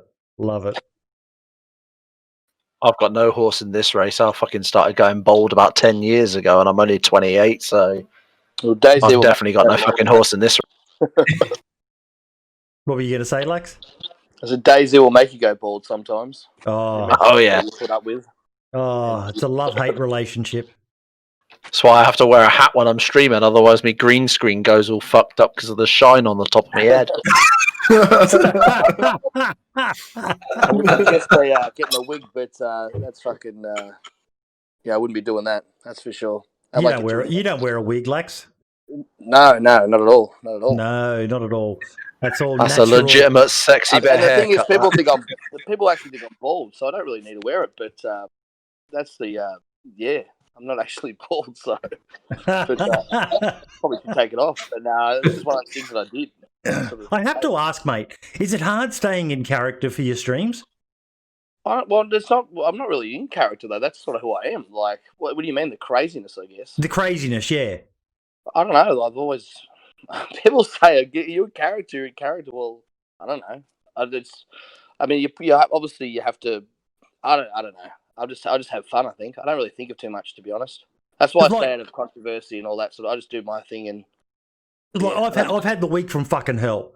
The last week for me, and tonight when I started streaming, I was really fucking down. But you're such a high energy, such a positive and contagious personality. Do you find it hard to summon that energy every single time you? Oh, of course. There's sometimes that you'd be sitting on the couch thinking, especially when you got two little daughters, 1 and 4 years of age, and you had a big day because I'm looking when I'm not streaming, I'm looking after them. Someone said cocaine. I just saw that in the chat. I almost spat pork all over my keyboard. This guy must be on something, surely. But I think if you wake up every day in life, I think that's a bonus. You know what I mean? There's a lot of people out there that are pretty fucked up, and well said. You wake up, you do all right. I think everything else is a bonus to me. So, well said. Yeah, that's good, man. Has anyone got anything else? Oh, we've got one last topic. We sort of touched on it before. Brim, you mentioned it. But someone who is one of the stalwarts of the DayZ community, Ariana on DayZ, has released her first video. And it was a damn good video. For a first video from someone, she fucking nailed it. She'll only get better from here. But the thing that impressed me the most was her music selection was on point. Yeah, I think she hasn't. I don't know a huge amount about Ariana personally. I know Hellfire and a few others met her at a gaming convention here in the UK a few years back, and had nothing but nice things to say about her as a person as well. But like I didn't realise, and this is my own fault, that this was her first video until I saw something pop up on Twitter and it actually say on Twitter, "This is my first video." As soon as I saw that, my brain immediately went to, how the fuck have you not had more videos out before? Considering, like you say, how long she's been doing it.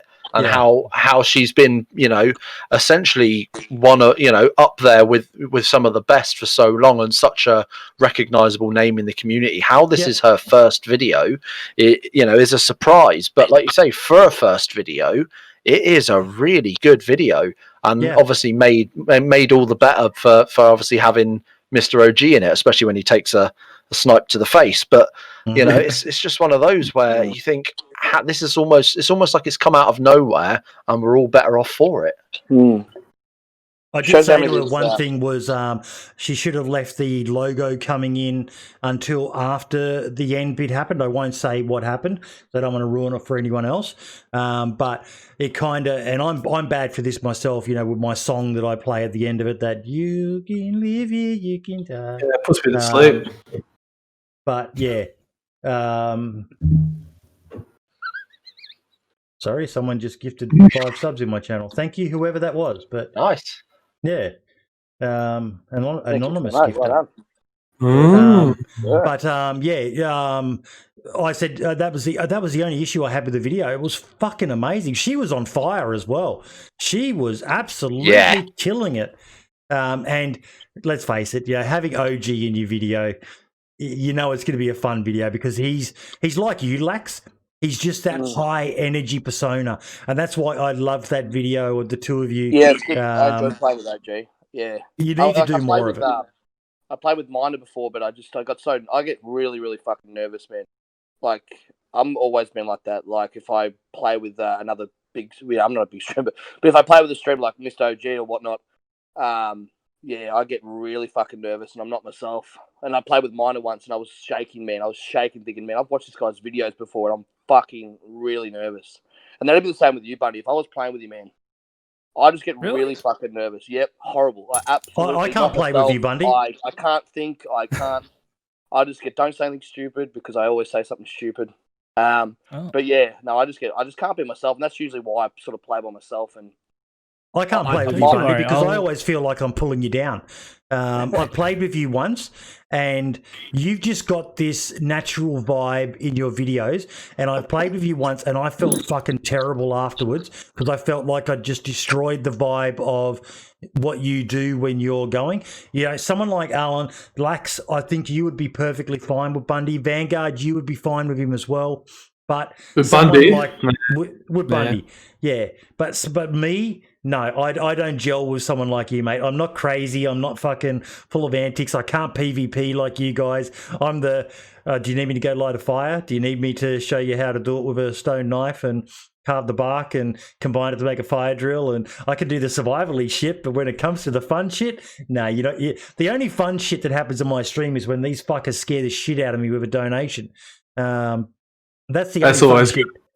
Yeah, I must admit it is good. It always gives me a chuckle afterwards. But yeah, you guys have got this vibe going with, you know, like I said to you last week, Bundy, please do another Rampage video, mate. They're my all-time favourite of your videos. But yeah, you guys have this vibe, and I always feel like I'm pulling you down. I do have to admit, I'm a bit the opposite. When I know the cameras are rolling, that's when my inner everything comes. It's when the Stephen comes out. I honestly thought, when I very first watched your videos, Bundy, that you dubbed over the video. I thought, no, this guy can't be this quick. No, I wonder. I was 100% this guy is just talking over, voicing over a video, 100%, until we played. Post commentary. Do you though, Bundy? Do you do that? Nah. So that's all recorded live? For the most part, yeah. I do. You can... Obviously, my mic's on a separate audio track, so I can squish it all together so it's not stretched out. What should be 30 seconds, I can condense to like 50 for the time of, or for the sake of time. The ones just saying hashtag exposed. There's been some times where Bundy exposed, scripted. I've said some questionable things that I've had to take it out and replace. I've done that as well. For example, been ripping someone. Yeah. What video was it? TC Hostage. There was a point where that was the one where we sang "We Fucking Need You Now Tonight" to this one guy. Yep. And when I first rocked up to the building, I think I said "Oi, dickhead" or something. Whereas, really, I said "Oi, cunt." Hard T. How dare you? I was like, nah. Was that with a hard T? Did you say that with a hard T? Oh, yeah. It was hard. That's why Alan's reaction was like, oh, it's just gotten real. I had to take that out. I was like, I can't put that on YouTube. People are going to think I'm a cunt. Unsubscribing. That's the word of the week, isn't it? I'm unsubscribing. Unsubscribing. It's also horrible. I ripped up my headphones. I missed what I missed. Such horrible language from these people. What's that, Vanguard? You walk into this drama sometimes, eh? I do. Every few months, there's something that happens to you. You walk straight into it. Because I'm a fucking idiot. I am. I will admit it. I'm a fucking idiot. Ezard Watcher just says I'm subbing the Bundy. But I know I do. I'm a fucking idiot. I'm a boomer. I can't help myself. I'm 47 years old and I act like I'm 14-year-old fucking girl at school at times. But yeah, we all love you for you, mate. So you do you, boo. Why can't you talk to me like that? You're the missus, mate. All right, it just doesn't work that way. I don't like triangles. Match will knock him the fuck out. I know. This polygamy, Vanny, menu. Actually, Bundy, I'm going to put you on the spot here. Want me. When Vanguard mentioned it before, mate. He's waiting for that wedding invite. You know, when is the DayZ wedding of the decade going to happen? I still owe him 20k subs, which I'm working. We'll have to work on that first. You owe him 20,000 subs to tell the story. Who? What happened there? Remember we had a bet or something? I'm like, if this happens, I'll fucking. Do we have a bet? We had a bet at one point. I think we had. I think we're having a made video chat, of it. and I was And like, "You're gonna make 100k." You put a 100K landmine and a subs. Mishi, and if you said if it goes off, I'll give you like 20k subs or something. And it went off, didn't it? Yeah, well, we're there for You like 2 fucking hours. owe me. It took 2 hours, and I left like an hour and a half later. And as soon as I Okay. gone, it went off. I made a video of that too, I think.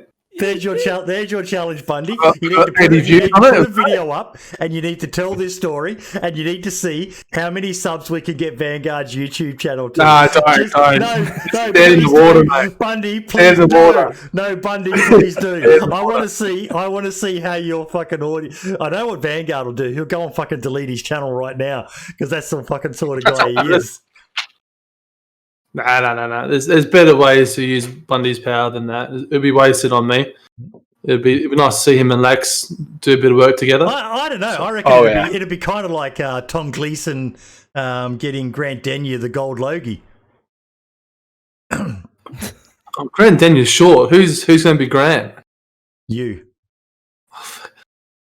But This Bundy's reference is over my head. 5'5". I'm 6'1". Off, man. Oh god! I knew tonight was going to be I a good stood night. next to you and took a photo. We are tall. No, you came up to me and you're like, "Vanguard, can I please have a photo?" I was like, "Sure, kid." I didn't even know you were Bundy then either. So You shot me down like you always do. You're an abusive father. Just I am quite abusive. I have actually watched a few of the TLA videos. And, Vanguard, can I please have a photo? Oh God, I hate my voice. Jesus Christ. Oh fucking hell! What's he done? He's broke it. Oh no. Now, Bundy, you said something before, mate. I didn't realise you had such a pedigree in the local DayZ scene, mate. You said you were talking. You remember playing against TLA. Yeah, I've been playing DayZ since its first release. But it's funny how he didn't make any videos until TLA was dead because he didn't get anything worthy. I mean, yeah, I had a It would video. have been a death page instead of a rampage. Oh, shots fired. As He knows soon as it, it's Pepsi right. restarted and everybody migrated to TLA, I'd go and kill their admins, and then when TLA restarted, everyone went back to Pepsi, I'd kill the Pepsi admins. Oh, those TLA boys used to love the Berezino apartments. Berezino, yeah, God, yeah. That Oh, and yeah, the old Northeast, the airstrip yeah. back in the day. Oh, it was good. It was the reason why Vanguard turned up tonight is he's actually been listening to the podcast, and I think last week with me and you, Bundy, talking about DayZ locally and stuff as well. It brought back some memories for him because we had some fucking good times back then. The old Pipsi servers, TLA, and it was chaos. Like you were talking before about how 1SK is kind of chaos in Electro now, but that's the way it used to be. I remembered it. There was always everyone would be talking in TeamSpeak or in whatever method. It would be go, what's the hotspot? Where's everyone going for PvP? And like we were talking before about Electro, and then it was Cherno and people, getting up on top of Triple Yellow or Blue Square and Northeast Airfield, even the Northwest Airfield. But Electro and Cherno were the two that I always remember the most as being hotspots for PvP. Back 1SK when is a whole another kettle of fish at the moment. how's your server coming along, by the way, Bundy?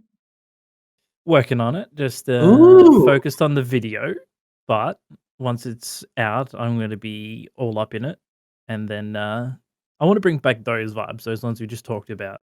Is it going to be first person or third person? It's going to be third person. Of course it is. Oh, you fucking pleb.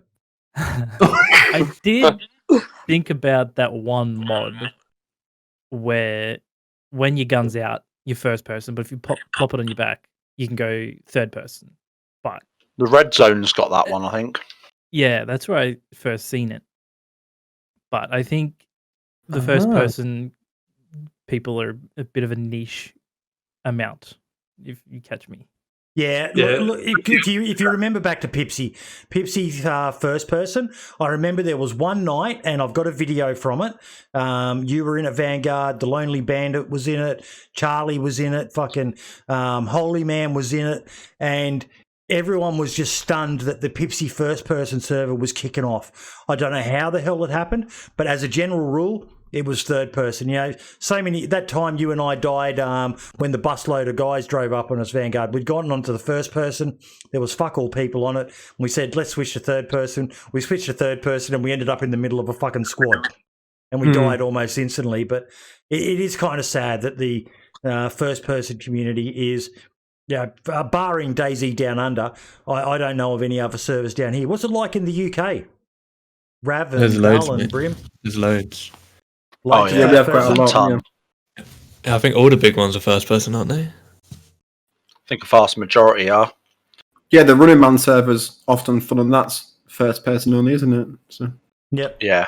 Yeah. That's weird. DayZ Australia Yeah, has DayZ this Underground third person. convicts. You got what, sorry?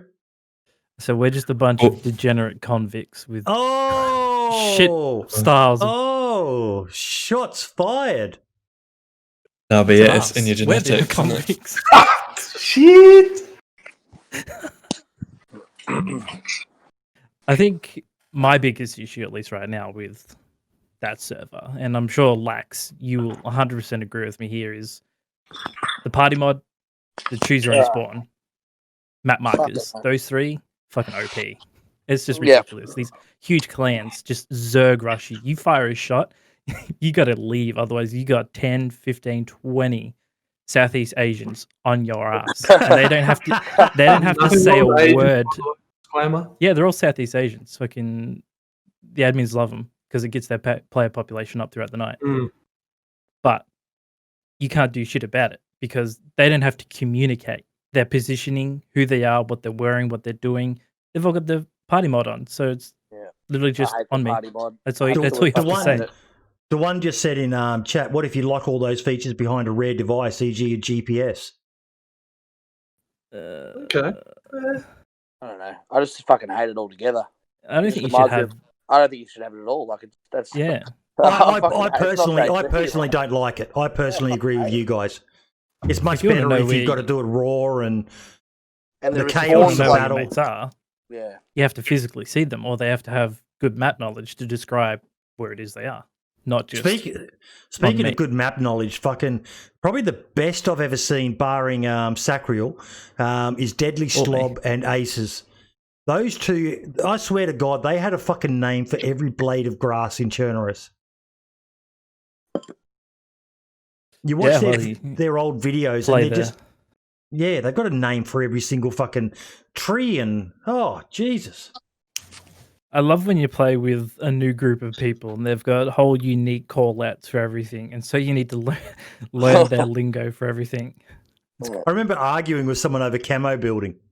I said, they're in camo. They're like, what's camo? You know, the prison one. I've never heard it called camo. No one calls it camo. And I'm like, everyone calls it camo building. See, I still call it camo prison. Camo prison. If I call it camo prison, that way it sort of covers both bases. Covers both sides of the coin. I get into a lot of trouble for calling the double brown building and Frank. What? Oh no! Because it's got the attic up at the top. Oh Jesus! We call Electro just the Bronx now. The Bronx. The fucking Bronx. Once you go in Electro, you never get the fuck out of Electro. I can't even get out of it anymore when I'm in there. I've got so many people that are fucking trying to kill me, so.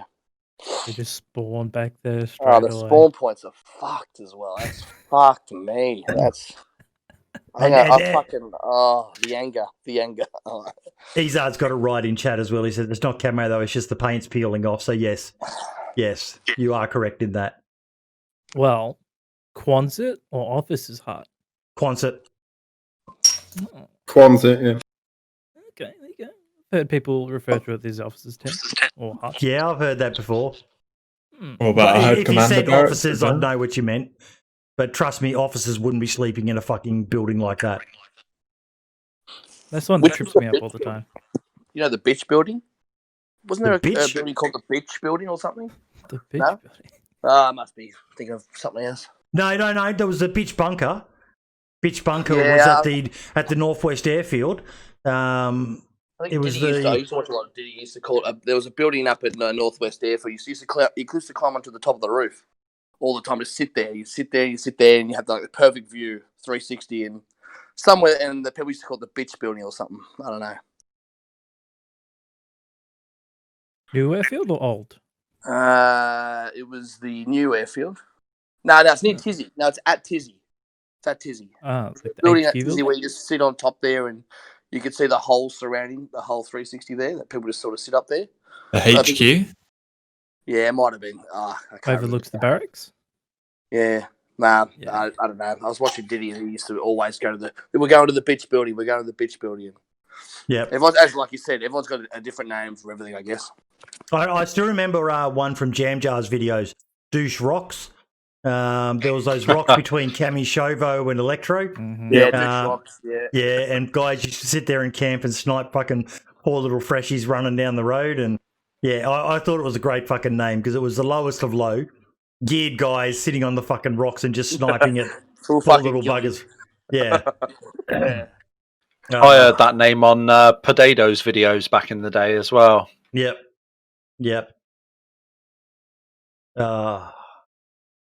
Good times. It was, and it still is. There's still some great stuff, but there is a certain je ne sais quoi to remembering the good old days of DayZ and the nostalgia the isn't it, of the old days, yeah. Yeah. The stuff that happened, like finding out, Bundy, that you used to be out there hunting down TLA. That's made my night. That's probably the best thing of tonight so far. Oh, that was my favorite. Because it was TLA and Pepsi head to head. One would be full, and as soon as the other restarted, they'd fill up the other, and back and forth all night. Yep. So you'd be playing two characters throughout the whole night. Why did you close the TLA servers, Vanguard?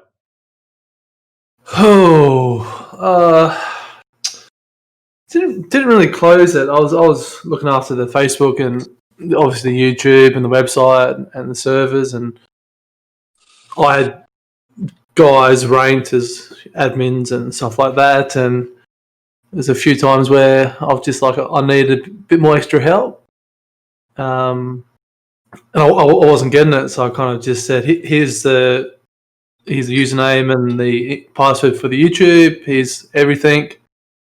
You guys run it. I've kind of had enough, and it just all fizzled out from there, which was sad, but yeah, it happens. It does, mate. It does. You know, it was sort of a similar story with Aussie convicts. You know, it was just nah. You know how it works, man. It's just like everyone was happy to participate in events and stuff like that, but when it came to the behind the scenes, yeah, you're left doing it yourself. Especially as you said, mate. Back then, organising events was fucking a monumental effort, and if someone didn't pull their weight, it could fuck the whole event. Because that was before Discord, so each clan had their own little team speak. So you jump in and chat to them, and jump to the next one, chat to them, and try to organise times and gear, and then trust people to be there on time and have the right gear and not cheat, because there's no admin tools to see who killed who, and so nah. Ezard's just said in chat as well. There's another server, one for you UK guys, Gents of Novo.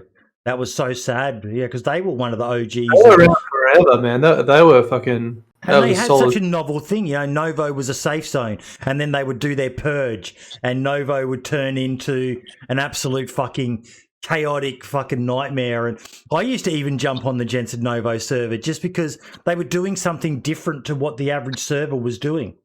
So much respect to Gents of Novo. That was sad seeing them go. And didn't they have a certain uniform that they used to wear? Was it the cap? There was something that they wore. Yeah. He's saying they had a nightmare trying to ban people who broke the rules. As you would, you know, back then. Yeah, the flat cap, he's saying. They wore the flat cap. Yep. Yeah, even back to one for you, Vanguard, the Ashes series, mate. so much work went into that. I'd love to do it again, but I don't know if I could summon the energy, even though it'd be so much easier to do now. You know, literally you can say, what do you want? Spawn it. There you go. You've got all your gear. You know, compared to what we had to deal with back then. But that's probably one of my highlights, was doing that video with you, me, and Mick for the second Ashes series, which we thankfully won. But yeah, that was fucking amazing. Nah, that was good. You two are so fucking nervous. Yeah. But it was like, it was cool. Definitely cool. I have to tell everyone as well. That was scripted. That was definitely scripted, yeah. Is Blue Waffle still around? Yeah. Oh, mate, yeah. They're fucking monstrous. We Devil, mate, I swear to God, he's got to be fucking getting ready to list on the fucking stock exchange. Can't be far off from it now. Team as well, I'm pretty sure. Sorry? I thought they had a Counter-Strike team as well. Yeah, I think he did do Counter-Strike there for a while. Oh, good on him. No, they were a great bunch of guys to work with as well. They were. Mick was so much fun. Yeah, We Devil's currently helping out with the expansion stuff as well. Yeah. So he's one of the guys that's sort of jumping on, helping out, testing things out. Promoting it. He's promoting it massively. He's got an event really tonight where they've set up a base and got a bunch of BWAF and I think some expansion mod people to defend it, and they're just inviting other people who are on the server to come in and raid the base. Yeah, I've just put a picture in the podcast agenda of the poster for it. I'll be doing it and streaming it live tonight as well. Awesome. It's going to be a hell of an event.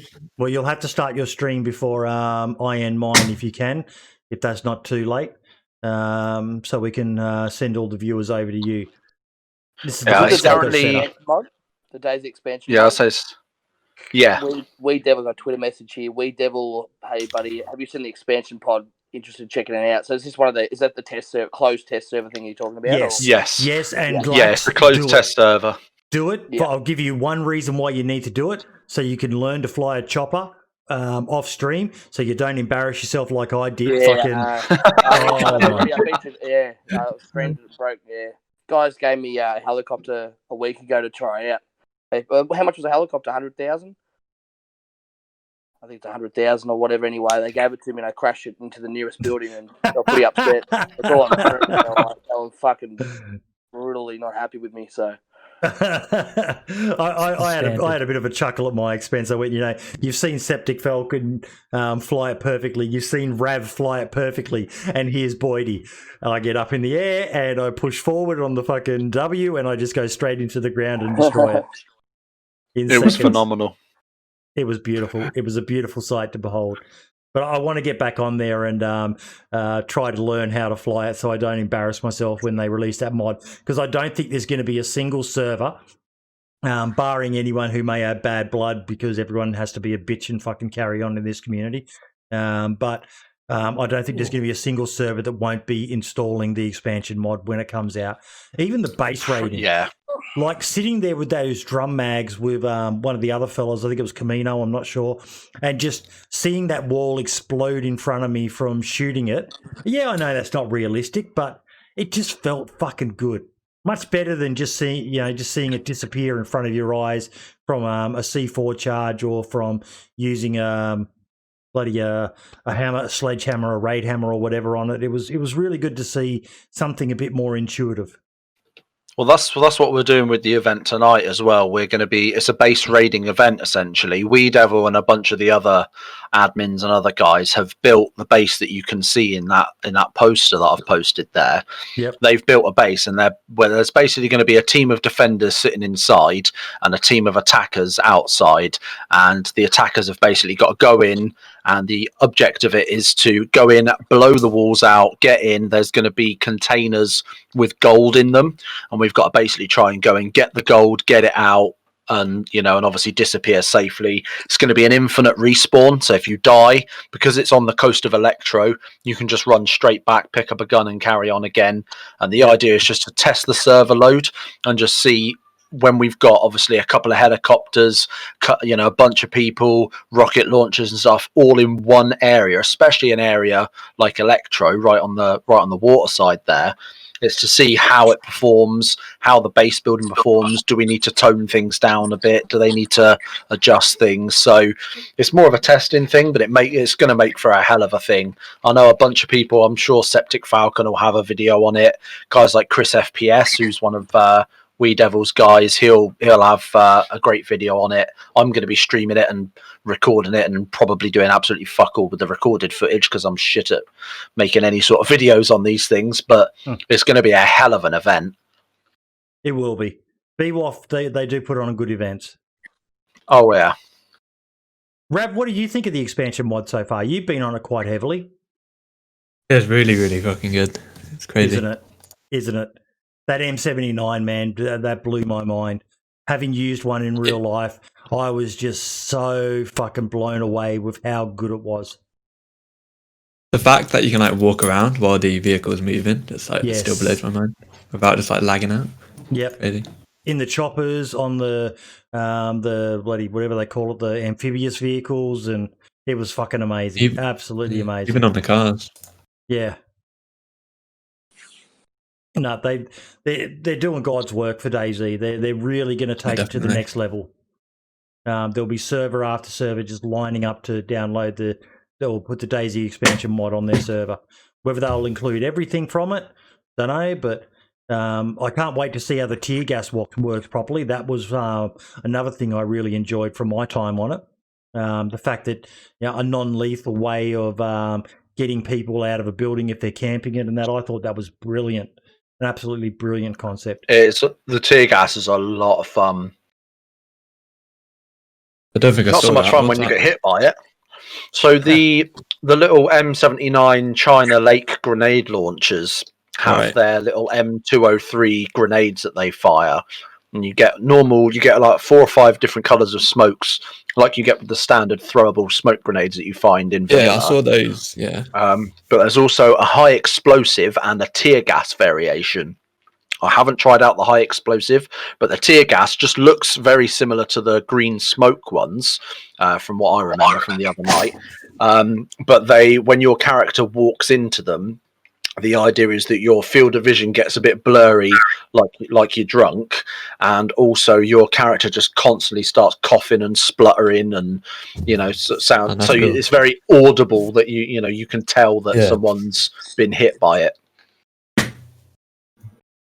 And it causes a bit of damage too, doesn't it? Like the shock damage or something. I don't know whether it actually hurts you. I'm not certain. I haven't tested it out yet. I've not been brave enough to fire one at myself yet, but we shall see. Yeah, we're going to find out tonight, one way or another, because I've got one and about 5 tear gas nades, so you better believe I'm popping them off left, right, and centre. Okay, here's a question for the think tank from OG11.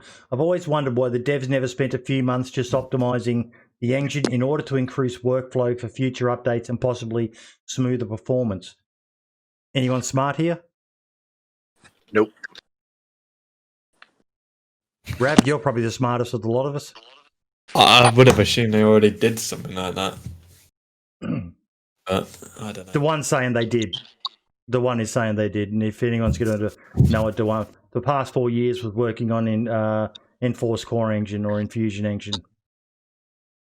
That's what the rest of this year's for, isn't it? No new content, just fixing it up, patching holes.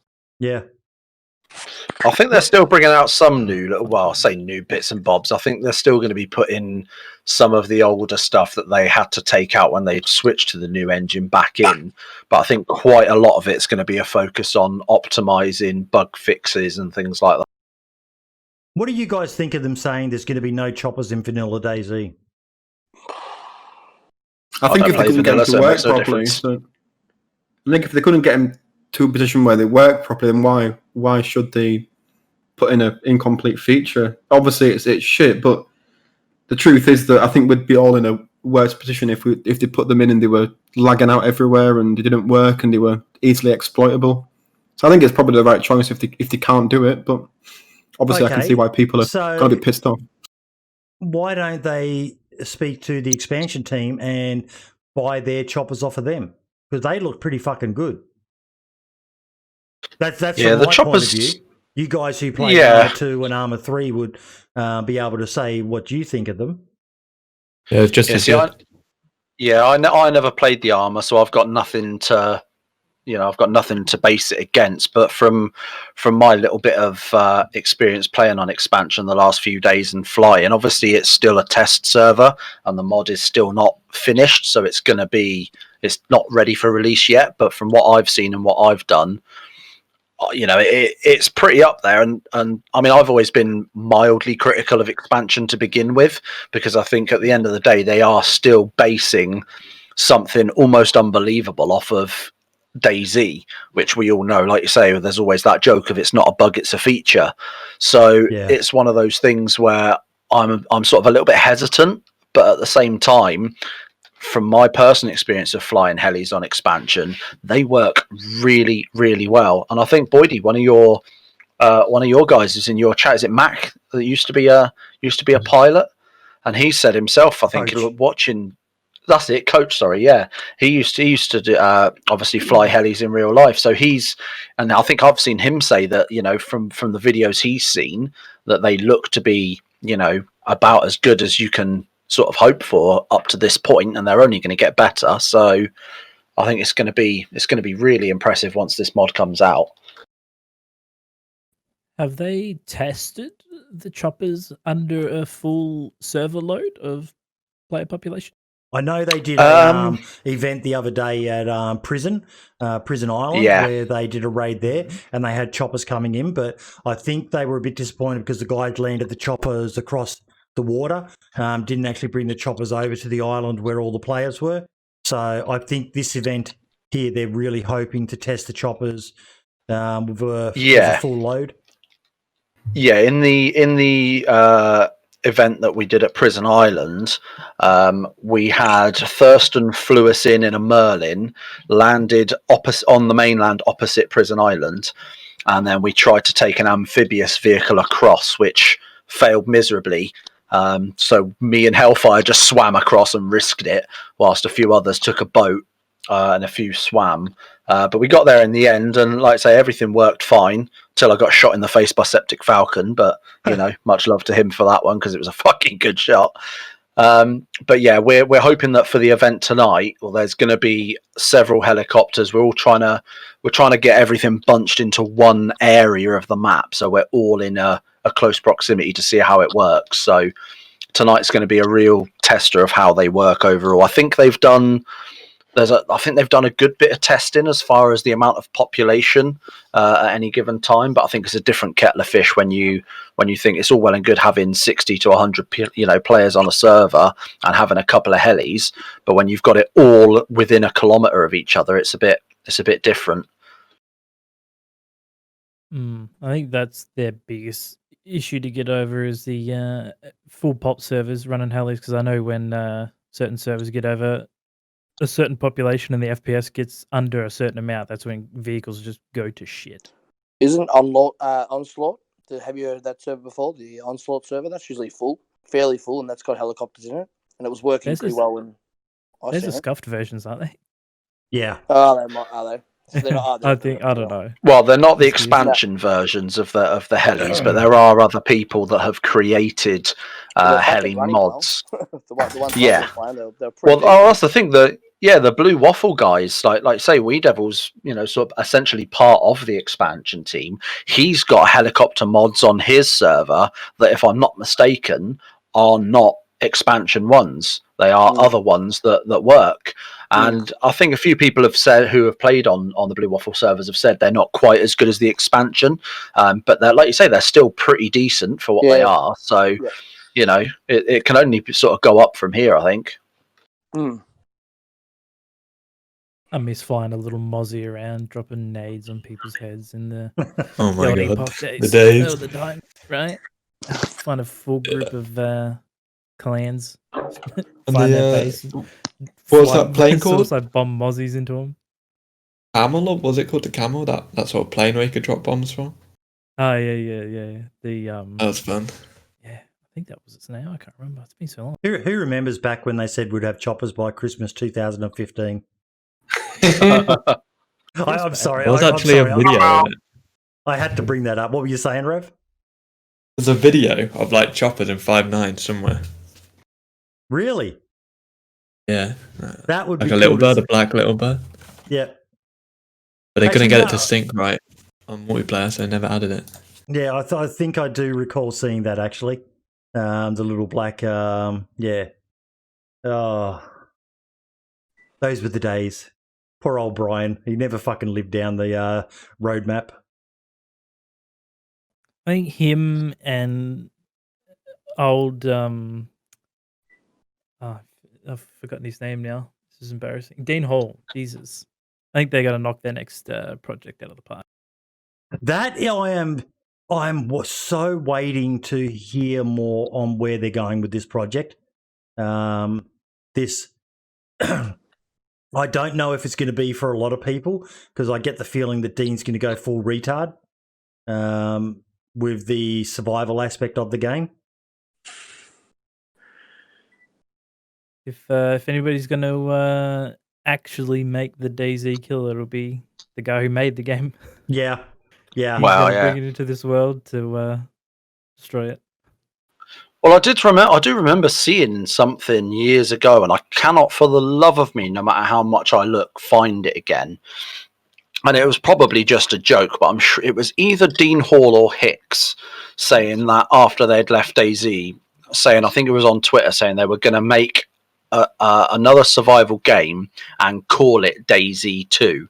And chances are it was just them taking the piss on Twitter or something, but I think there has been talk, like what we mentioned earlier, with Jakub on the current DayZ Twitter, having a bit of banter with people saying, would you like to see a DayZ 2? And then like everyone just going fucking nuts and him having to saying, look, it was a joke. We're not making DayZ 2. We're still supporting this one.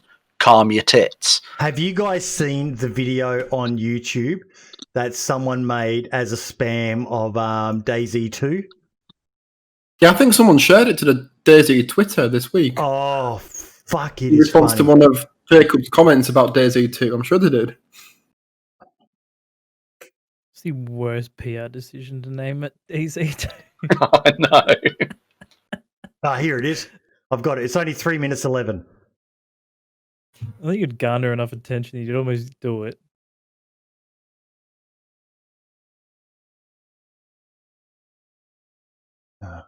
Gotta love Aussie internet. I was going to say. That MPN. Oh, hey, Match. Your wife's in channel. Bundy? Wait, what wedding invite? Keep in mind, this is still in beta. So, You won't have to be invited. Be the best man. this is Chernoret plus. That's Ellen. You can enter all of these buildings. Oh, mate. Do you have any food, mate? Food? I just love the imitation of Dean Hall's voice. No. I just got bullets. Who's this guy? You friendly, mate? You friendly, mate? Are you friendly, mate? Friendly coming in? You from Australia? No, mate, I'm from fucking New Zealand. It's not the same place. Really? There's a friendly spot. I just saw them. Well, I need to shoot someone. Everyone's fucking friendly. By the way, this is gonna be out for consoles, mate. Potatoes, yeah. Potatoes, french fries. Are you fucking high? Graphics are brilliant, I might. They're okay. I mean, they're fine. I'm not really concerned about the graphics. I mean, Yeah, I've got the link in chat for it. It was just an absolute brilliant shitpost video, taking the piss. And as someone said, that's back in 2015. And scarily accurate. Yeah, yeah. But no, I am very, very excited to see what Dean and Brian do. It's going to be weird having Brian in our neck of the woods. What? He's moving to New Zealand. Oh. It's not our neck of the woods. They're a whole different breed of people. Oh, look, yes. There's no They're Kiwis in the group things. here, so we can bag them out as much as we want. They're all asleep now. It's 4 As an a.m. Englishman, I shall say nothing. Oh, we look. No one else is allowed to bag out the Kiwis, bar us Aussies. If anyone else bags out our little brothers and sisters across the ditch from us, we'll burr up and defend them. But we can take the piss out of them as much as we want. Isn't that right, Vanguard? Rip into Tassies. Fucking Islanders. Ugh. Mate, what is up with fucking Tasmanians and DayZ? I'm getting Tasmania's- fucking sick of them. Beautiful, beautiful place. I'm getting fucking sick of them. We got Fucking- Benfruit, we got fucking Diddy, bloody Charlie Alan. DayZ, Alan. It's from Tassie. Fucking Islanders. They're just.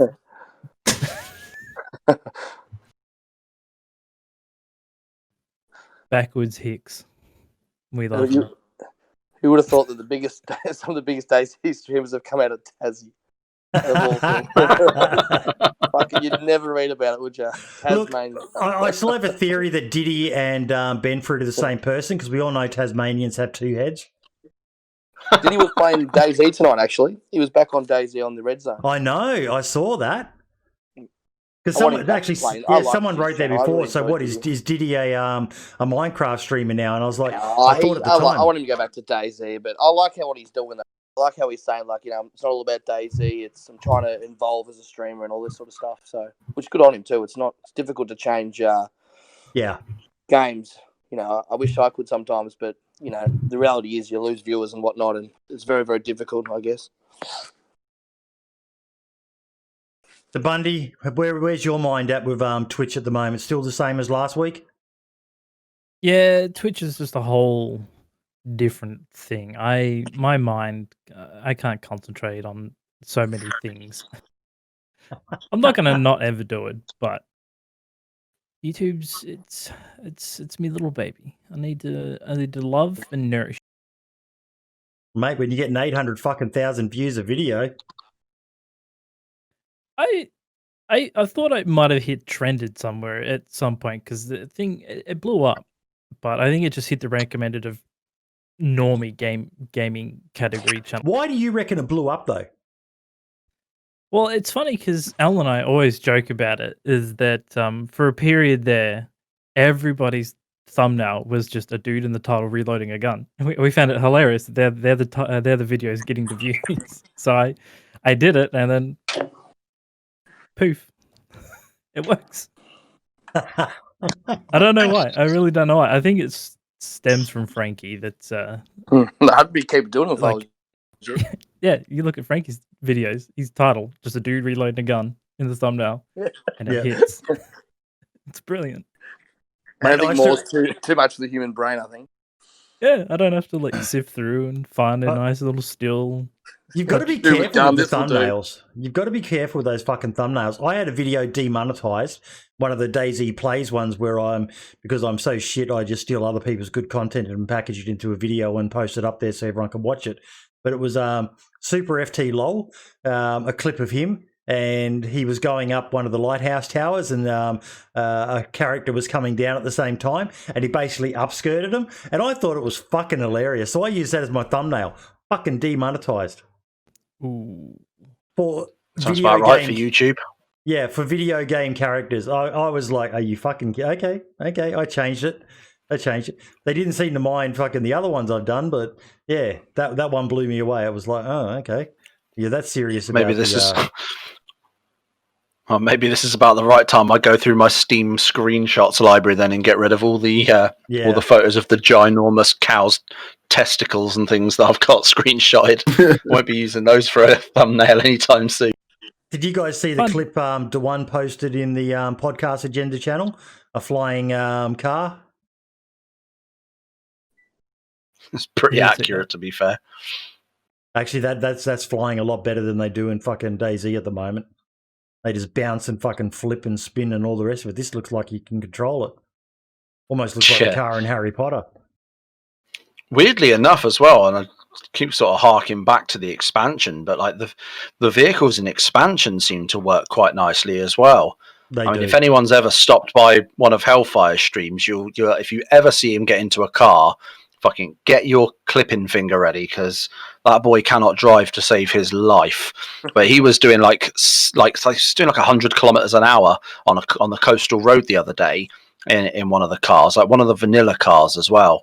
And it was the smoothest driving ever. He didn't have a single issue once, which for him's impressive because I'm pretty sure he's got an innate ability to set fire to water. So he can burn water, when he's boiling it. I don't think he'd even have to have it boiling. vehicles used to work for a little while when there was, I think it was like a surfaces mod or something. Yeah, there was a mod that made it more give cars more traction, which was great for the slower cars off roading. But it came with its own host of issues, as anything with DayZ will. But see, I've never, because somebody yoinked the code. I've never noticed that much of a problem with vehicles because I don't play on the servers that have 1,000 mega bases, scattered across every single issue. Like on DayZ Down Under, you got to know where the few big bases were, and you always knew slow down to 40 when you were coming close to the bubble area, and if a base was there long enough, you got to know exactly where it was, so it wasn't such an issue. But when you're playing on these servers where they allow those monstrosity bases that just defy all the laws of gravity, no wonder the vehicles aren't behaving normally, because they just can't handle it. Yeah, I'm seeing a lot more servers at the moment have rules like for base building, so you can only have X amount of fences, including gates, and your watchtowers only allowed to be, you're only allowed to have, say, 2 watchtowers that are stacked too high, and X amount of storage contain like 3 tents and 5 wooden boxes or something like that, to try and limit that. Again, like you say, that those mega bases that just cause so much issue. I think it comes down to they make all the base building materials and stuff too accessible as well, especially with the traders. Yeah. Yes. Keep building it until it touches the sky. Especially, like you said, you could just go to the trader, go for a run through one military base, find half a dozen guns, take them to the fucking trader, sell them, and then buy whatever you want in the way of building materials, and build your McMansion in the middle of bloody Kemishovo or Gorka or wherever. It just destroys the whole map. The old McMansion. Got to love the McMansion. Well, guys, has anyone else got anything else to add? As much as I'm loving chatting with you all, I imagine some people want to head off. Like Rav popped in to talk about a couple of topics at the beginning, and you're still here, mate. So kudos to you, sir. Entertaining. I think we've covered everything, have we? Anything else anyone wants to throw in before we call it quits while we've got the Brains Trust in here? I'm just making sure you do another controversial Twitter. I'm looking forward to the next one. Oh, fuck off. Fuck off. Mate, I think there's only... Keep stirring the pot, I reckon. You know, what do they say? Yeah. Any advertising's good, No such thing as bad publicity. Yeah. This last week, mate, honest to God. I actually reached a point where I was ready to just say, fuck it. I'm fucking over it. The fucking shows you got to be people are very, very sensitive to DayZ. They love their game. Aren't they though? I just you're exactly right. Yeah, people are very sensitive. I think there's only one person I think that could possibly fix it, and I think that might be Lax's good friend Jill with her biscuits and gravy. I think that'll fix it all. Yeah, that was crazy. Yeah, something. Yeah. That was a good script, that one too. I rang her up. That's fucking brilliant. She played the part to a T. At least we got a good meme from the Twitter post I did. It's scripted. It's scripted. The amount of times, like we even dragged Bundy in here tonight by an accusation of scripting / viewbotting. I don't know. I reckon that Milo thing though. I don't know the guy, but you reckon there's any? Because he's doing so well, do you reckon there's any... because, when someone does a mistake, people jump on other reasons as well.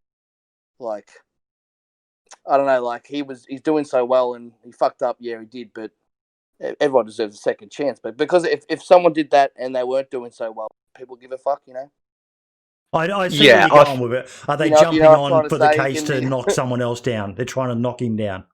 That's what I sort of think, like, the other people that are doing really well. Competition's a competition, It is. Some of them are very competitive. They're very competitive. This guy's fucked up. Let's fucking go right in here. That's what I see from a lot of them. But I didn't actually consider that, and that's actually, that's an interesting... But I always see the behind the curtain, you know what I mean? Like, licking your lips and, here we go. But anyway, that's I don't. Anyway, He's not just a pretty face. Oh. But Lax I with don't the know who Milo IQ is. 200 I play just want there. to stir the pot as much as possible because I don't really care. I don't give a shit. Oh, Vanguard, he's a man after your heart, isn't They he? say Milo's the new Frankie. That's all I'm saying. And look, I'll let you guys know. I've stayed in contact with Milo for the last week or so because I genuinely do worry about the young lad. Like, as I said to a few people, he fucked up. He made a mistake. He did a stupid fucking thing. But imagine yourself at 19 years old and making a mistake that no doubt you probably fucking did, but everyone knows about it. Everyone fucking knew. Yeah. You know, back in my day, the mistakes I made, no one knows bar me and a handful of fucking people, and it's going to stay like that. I'm not fucking telling you cunts fucking anything. But wow, him, we're friends. No, probably a good idea as well, though. To be fair, yeah, mate. I was in the army. I had fucking basically expendable cash. I did a lot of stupid fucking shit. A lot of dog. Yeah, I think that's the whole point. Like, we all fuck up. Like, you know, like, what was the other guy? I don't know. What's his name? JLK. or whatever. Yeah. He's all right. I like that kid. He's hosting the other night, and he's a real nice kid. And he even said he fucked up. I apologise, and I think move on, you know. But people like to hold on to this stuff, and yeah, you know, for reasons too, you know, because some people like don't like people getting anywhere. You know, you get a lot of people that are doing really well, and people. Tall poppy syndrome. Sometimes people enjoy other people not doing so well, you know. Tall poppy Instead of syndrome. actually doing really well, huh? Tall poppy syndrome. Yeah, the old tall poppy syndrome. Yeah, I think it'd be good if everyone's just happy that DayZ is still alive, and any content creator that's doing well, it's keeping the game alive and fucking good things, you know. I think anyone that's streaming DayZ or YouTube. I'm going to blow my own trumpet here.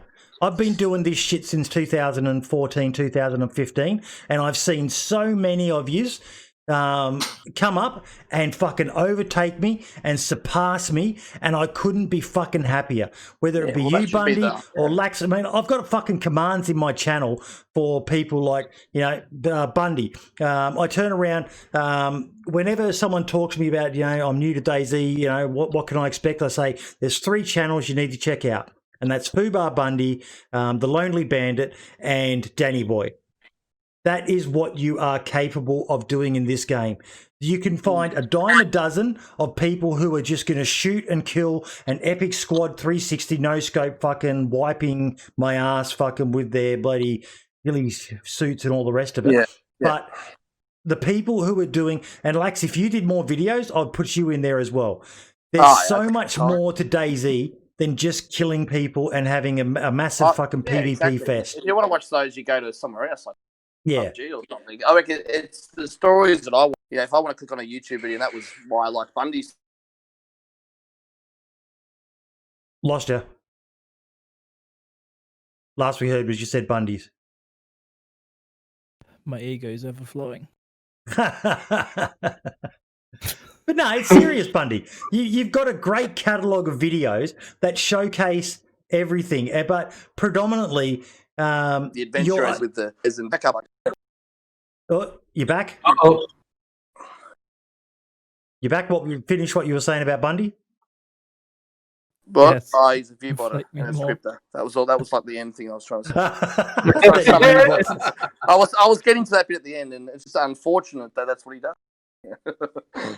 But no, it's good. Everyone gets their inspiration from somewhere, and you know, I got my inspiration from YouTubers and saw what they could do and tried myself. You know, so you got it. Yeah, it's good. Good talking, and yeah, I really enjoyed it. Yeah. And if you're considering doing it, that's what I reckon you do, is you look at the interaction side of the game, because there's 101 different people out there loading PvP squad wipe videos, but the interaction stuff is so much better. The stuff where there's a story, the stuff where there's, you know, whether it be shit talking or whatever. Like, you know, I saw a clip of D-Hop where he was attacking guys in a base. and I put it into my video, and I had to censor the fuck out of it because YouTube did not like how much he swore in it. But He's it was a filthy hilarious. boy, isn't he? It was hilarious because he was trash talking them, and it's like I said to you, Vanguard. It's one of the things I love about watching your clips. I don't play like that myself. Everyone knows, I play friendly because I'm shit at PvP, and it's how I protect myself. I act like a little fetal fucking child laying on the ground. Please don't hurt me. I can't defend myself. But I still enjoy watching a good trash talk fucking clip like you put on YouTube, mate. Your stuff is fucking hilarious. I might jump on once Bundy's got his server up. I might jump in, try again for a little bit. I think it'd be right up your alley, Mr. Vanguard. I think we need something like it. That's for sure. Definitely, don't worry. definitely. Been wanting it for so long. 1SK is good for content, but it's just getting absolute out of control. You know what I mean? Nothing against the admins; they're wonderful, they've done really good. But it's just have you played on Pipsi, Lax? I played on Pipsi when it first came out. Like I used to play DayZ 7 years ago. Yeah. But no, I haven't played. It's too slow. Like if I can't get 100 people in the server, I can't. I'll start stressing that I can't. Get content. Yeah. Kimby just said in chat, mate, who writes your scripts, Lax? Yeah, as I said, was a big army. There's like 5 of us. We sit down before every stream and make sure that we get the content right. I had people say, "Oh, this must be scripted." Oh, yeah, fucking can't win, can you? It doesn't matter what you do, you can't fucking win. You always. But that's it, Lax. I've seen you before where you've said you had a slow stream, and then like. One of the things a lot of people say to you, Bundy, why don't you upload more? It's not all the time you get something that's worthy of uploading, and you're not just going to upload a video for the sake of it. Now, Lax, you're streaming, and what is happening, and you can't. Well, you could if you were fucking IQ 200 level, but you can't make shit happen when it's just not happening. Sometimes you win, sometimes you lose. That's the way DayZ is. Yeah. Yeah, that's tough. It's tough to stream sometimes when nothing's happening. That's for sure. You know what I mean? You start worrying to yourself, "Oh shit, the viewer's going to be going down. I need something here." You know what I mean? Like, and that's why 1SK is. I can always go to Electro if I want to, get some content down there because it's just a fucking shitstorm. I can always go back there because there's always going to be someone there and to fucking teabag their body or whatnot. You tried DayZ Down Under, didn't you, Lax? Yeah. It's just not my style of stream. Like, it's just not my viewers. They're bloodlust and they want constant action, which is fine, which is good. That's what I've made my channel. DayZ Down Under, it's just not my area. Not my type Too of stream. slow. If I would play DayZ Down Under if I wasn't a streamer because my roots is really I loved hardcore and I actually really enjoy the slow pace like you, Bordy. If I wasn't a streamer, I'd play that more, but. It's just not my, Yeah. It's not the way my streams work. Yeah, you said that in the interview, the Spotlight interview I did with you. That at heart, it's been constant chaos at all pretty much times, you know what I mean? So Kimby says Peter Jackson is the lead writer these days for you. yeah. No, it's I get it all the time, mate, in my chat. This has to be scripted. This is scripted. I'm fuck's sake. As I said, haters are gonna hate, but yeah, I used to always worry about people thought of me, you know what I mean? Especially when you put yourself out there with a fucking wig on and hair on and the way you go. But in the end, I just thought, no, fuck it, I'm just going to do what I want and not worry about people thinking. It's been the best thing that's ever happened to me, But the audio, the viewers are the proof of the pudding, mate. People love what you do. Yeah, no, it's getting really good. It's been really good lately, and everything's sort of going on the up, which is good. Same for you, Bundy. Your viewers are insane on your videos, as we've seen. And whenever you stream, it's like a fucking nerdgasm in your chat, mate. It's fucking insane. Yeah. It's good times. But you struggle with maintaining the level of activity you feel they want to watch. Not even that. Like, it's hard to script live. And I'm gonna I'll take advice of you when you eat like a man. Was that the fucking steak? Hold up a second. Eats a steak. What is wrong with fucking cutting a steak up to nice edible like bits? a 6-year-old girl. Fuck off. With his little martini cocktail. Oh, this is gold. This is fucking gold. Anyway, I folks, remember that day. I think we are done. I think it is time to end the podcast. Anyone got any final words? That's it for me. I'm all good. It was good to hang out with you guys, and it was good chatting with you. And, it was a good insight, behind the screens and YouTube. The invitation is open. Like Bundy did, he just jumped back in here because I hadn't revoked his permissions. I was surprised he didn't. So that's going to change. Oh, Val just dropped out. We lost Val. But yeah, no, I never would. You guys are welcome to jump in here because as much as I call it the Boomer Zone, I like to think that this is everyone's podcast. And anyone who's been a guest is welcome to come back and jump in and throw their 2 bobs worth in. I think, we had 7 of us in here and we still managed to have a decent conversation, which I think is pretty fucking impressive. I think you got to keep doing this too. I think it's doing well for your channel too. I think it's doing good. I think it's really good at what you're doing. Nobody else is doing what you're doing, so keep it going. Well, they were, but they stopped doing it. And, we had Barely Infected doing it, and then we had Uncooper doing it, but they both stopped doing it. And I thought it was a great fucking idea. So I'm not too embarrassed to steal some scripted podcast. Fuck you. I might actually start doing this too, actually. Yeah. Mate, do it. Seriously, fucking do it. I think fucking last year. No way. I think the more of these things there is, the better for DayZ. I would love to see more people do it. Like I saw Aussie Rogue posted the other day that someone needs to do more interviews with smaller content creators. I couldn't agree more, Aussie Rogue. Yeah, definitely. I've done a few. I did Danny Boy when he was still small. I did Cam Can't Run when he was still small. I totally agree. I do have a story for Bundy, mate. Remember when I was first starting streaming? You remember you got that song? What's it called? Goes boom, boom, boom, boom. You know that one? I want to shoot you right now. I reckon I had about 20 viewers, and I had that as my intro once, like just the music, to start your intro. And holy shit, I got absolutely blasted. Who are you? You are like you. Were you trying to be Bundy? You are, and I just got roasted. Oh shit! So yeah, love it, bad man. So absolutely love it. So there you go. I'm just trying to steal. There you go. This stealing people's content. It's always good to do. So I just recommend. I'll be doing bitch soon. That's coming up next week. Do it.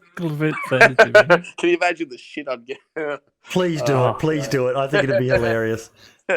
Just the same as Bundy. I still say you need to do a video asking as many of your subscribers as possible to sub to Vanguard's channel, just so we can see him blow up. No. I want to see it. I want to see it. So modest. No. We're gonna get any content creators. I love, as you know, Bordy, more than anyone. I'm always hosting the smaller streamers to get them going as well. That's all I've ever done. Like it's great getting. And you're good like that, it's actually working. There's so many people, so many up and comers coming. How many? Not just Australian, but there's just so many up and comers coming. Dude Thor on 60 viewers. D Hop getting 60 viewers. These guys are getting close to partnership now. It's fucking absolutely insane. And more are just coming. Yeah. Keeping DayZ alive. That's what it's all about. It is. Fuck the competition sometimes. People worry about competition. Just.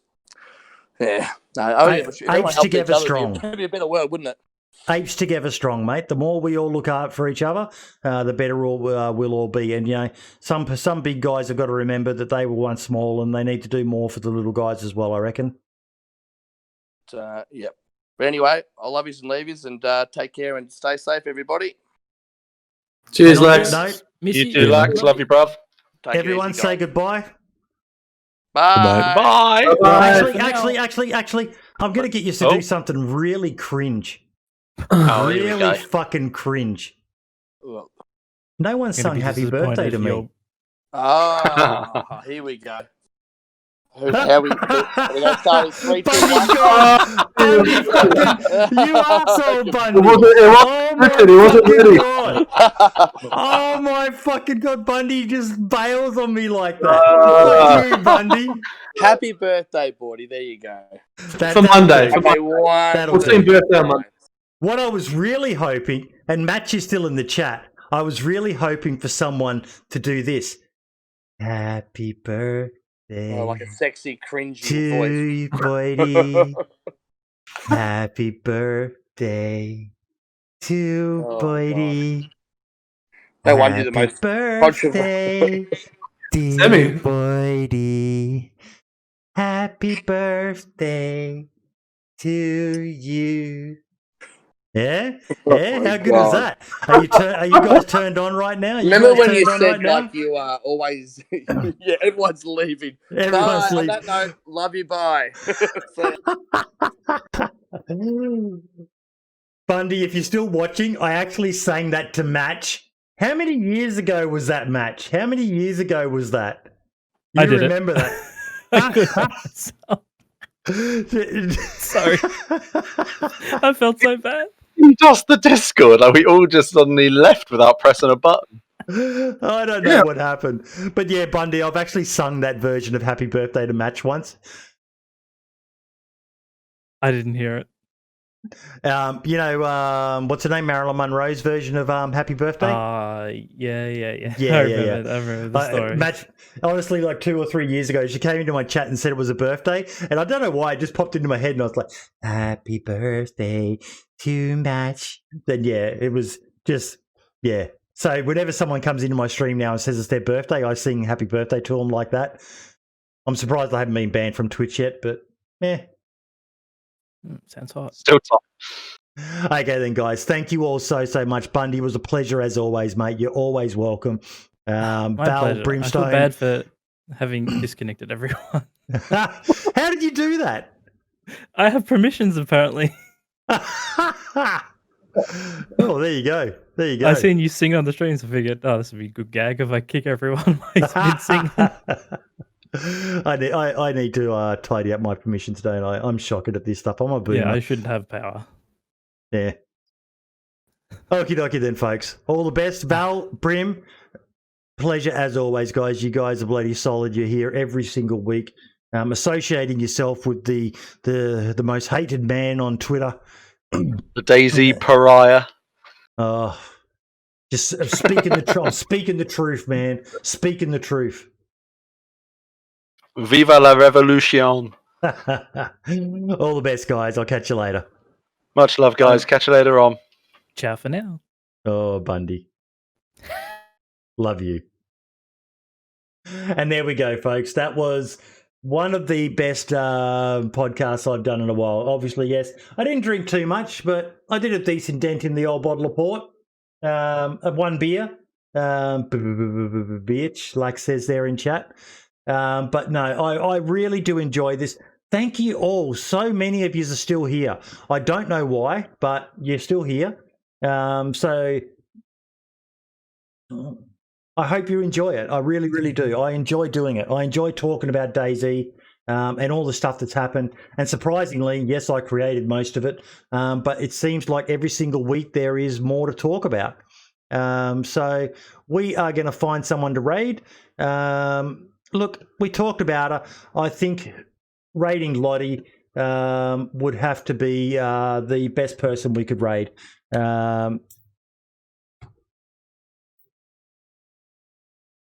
Raid Lotta Lottie. Did I spell it right? We like being part of it. I love you guys. I really fucking do. I really enjoy doing this shit. It's a lot of fun. But yeah. Please spam whatever hearts you've got. And thank you to whoever the anonymous gifter was. Let me just quickly bring up the ending and the end credits.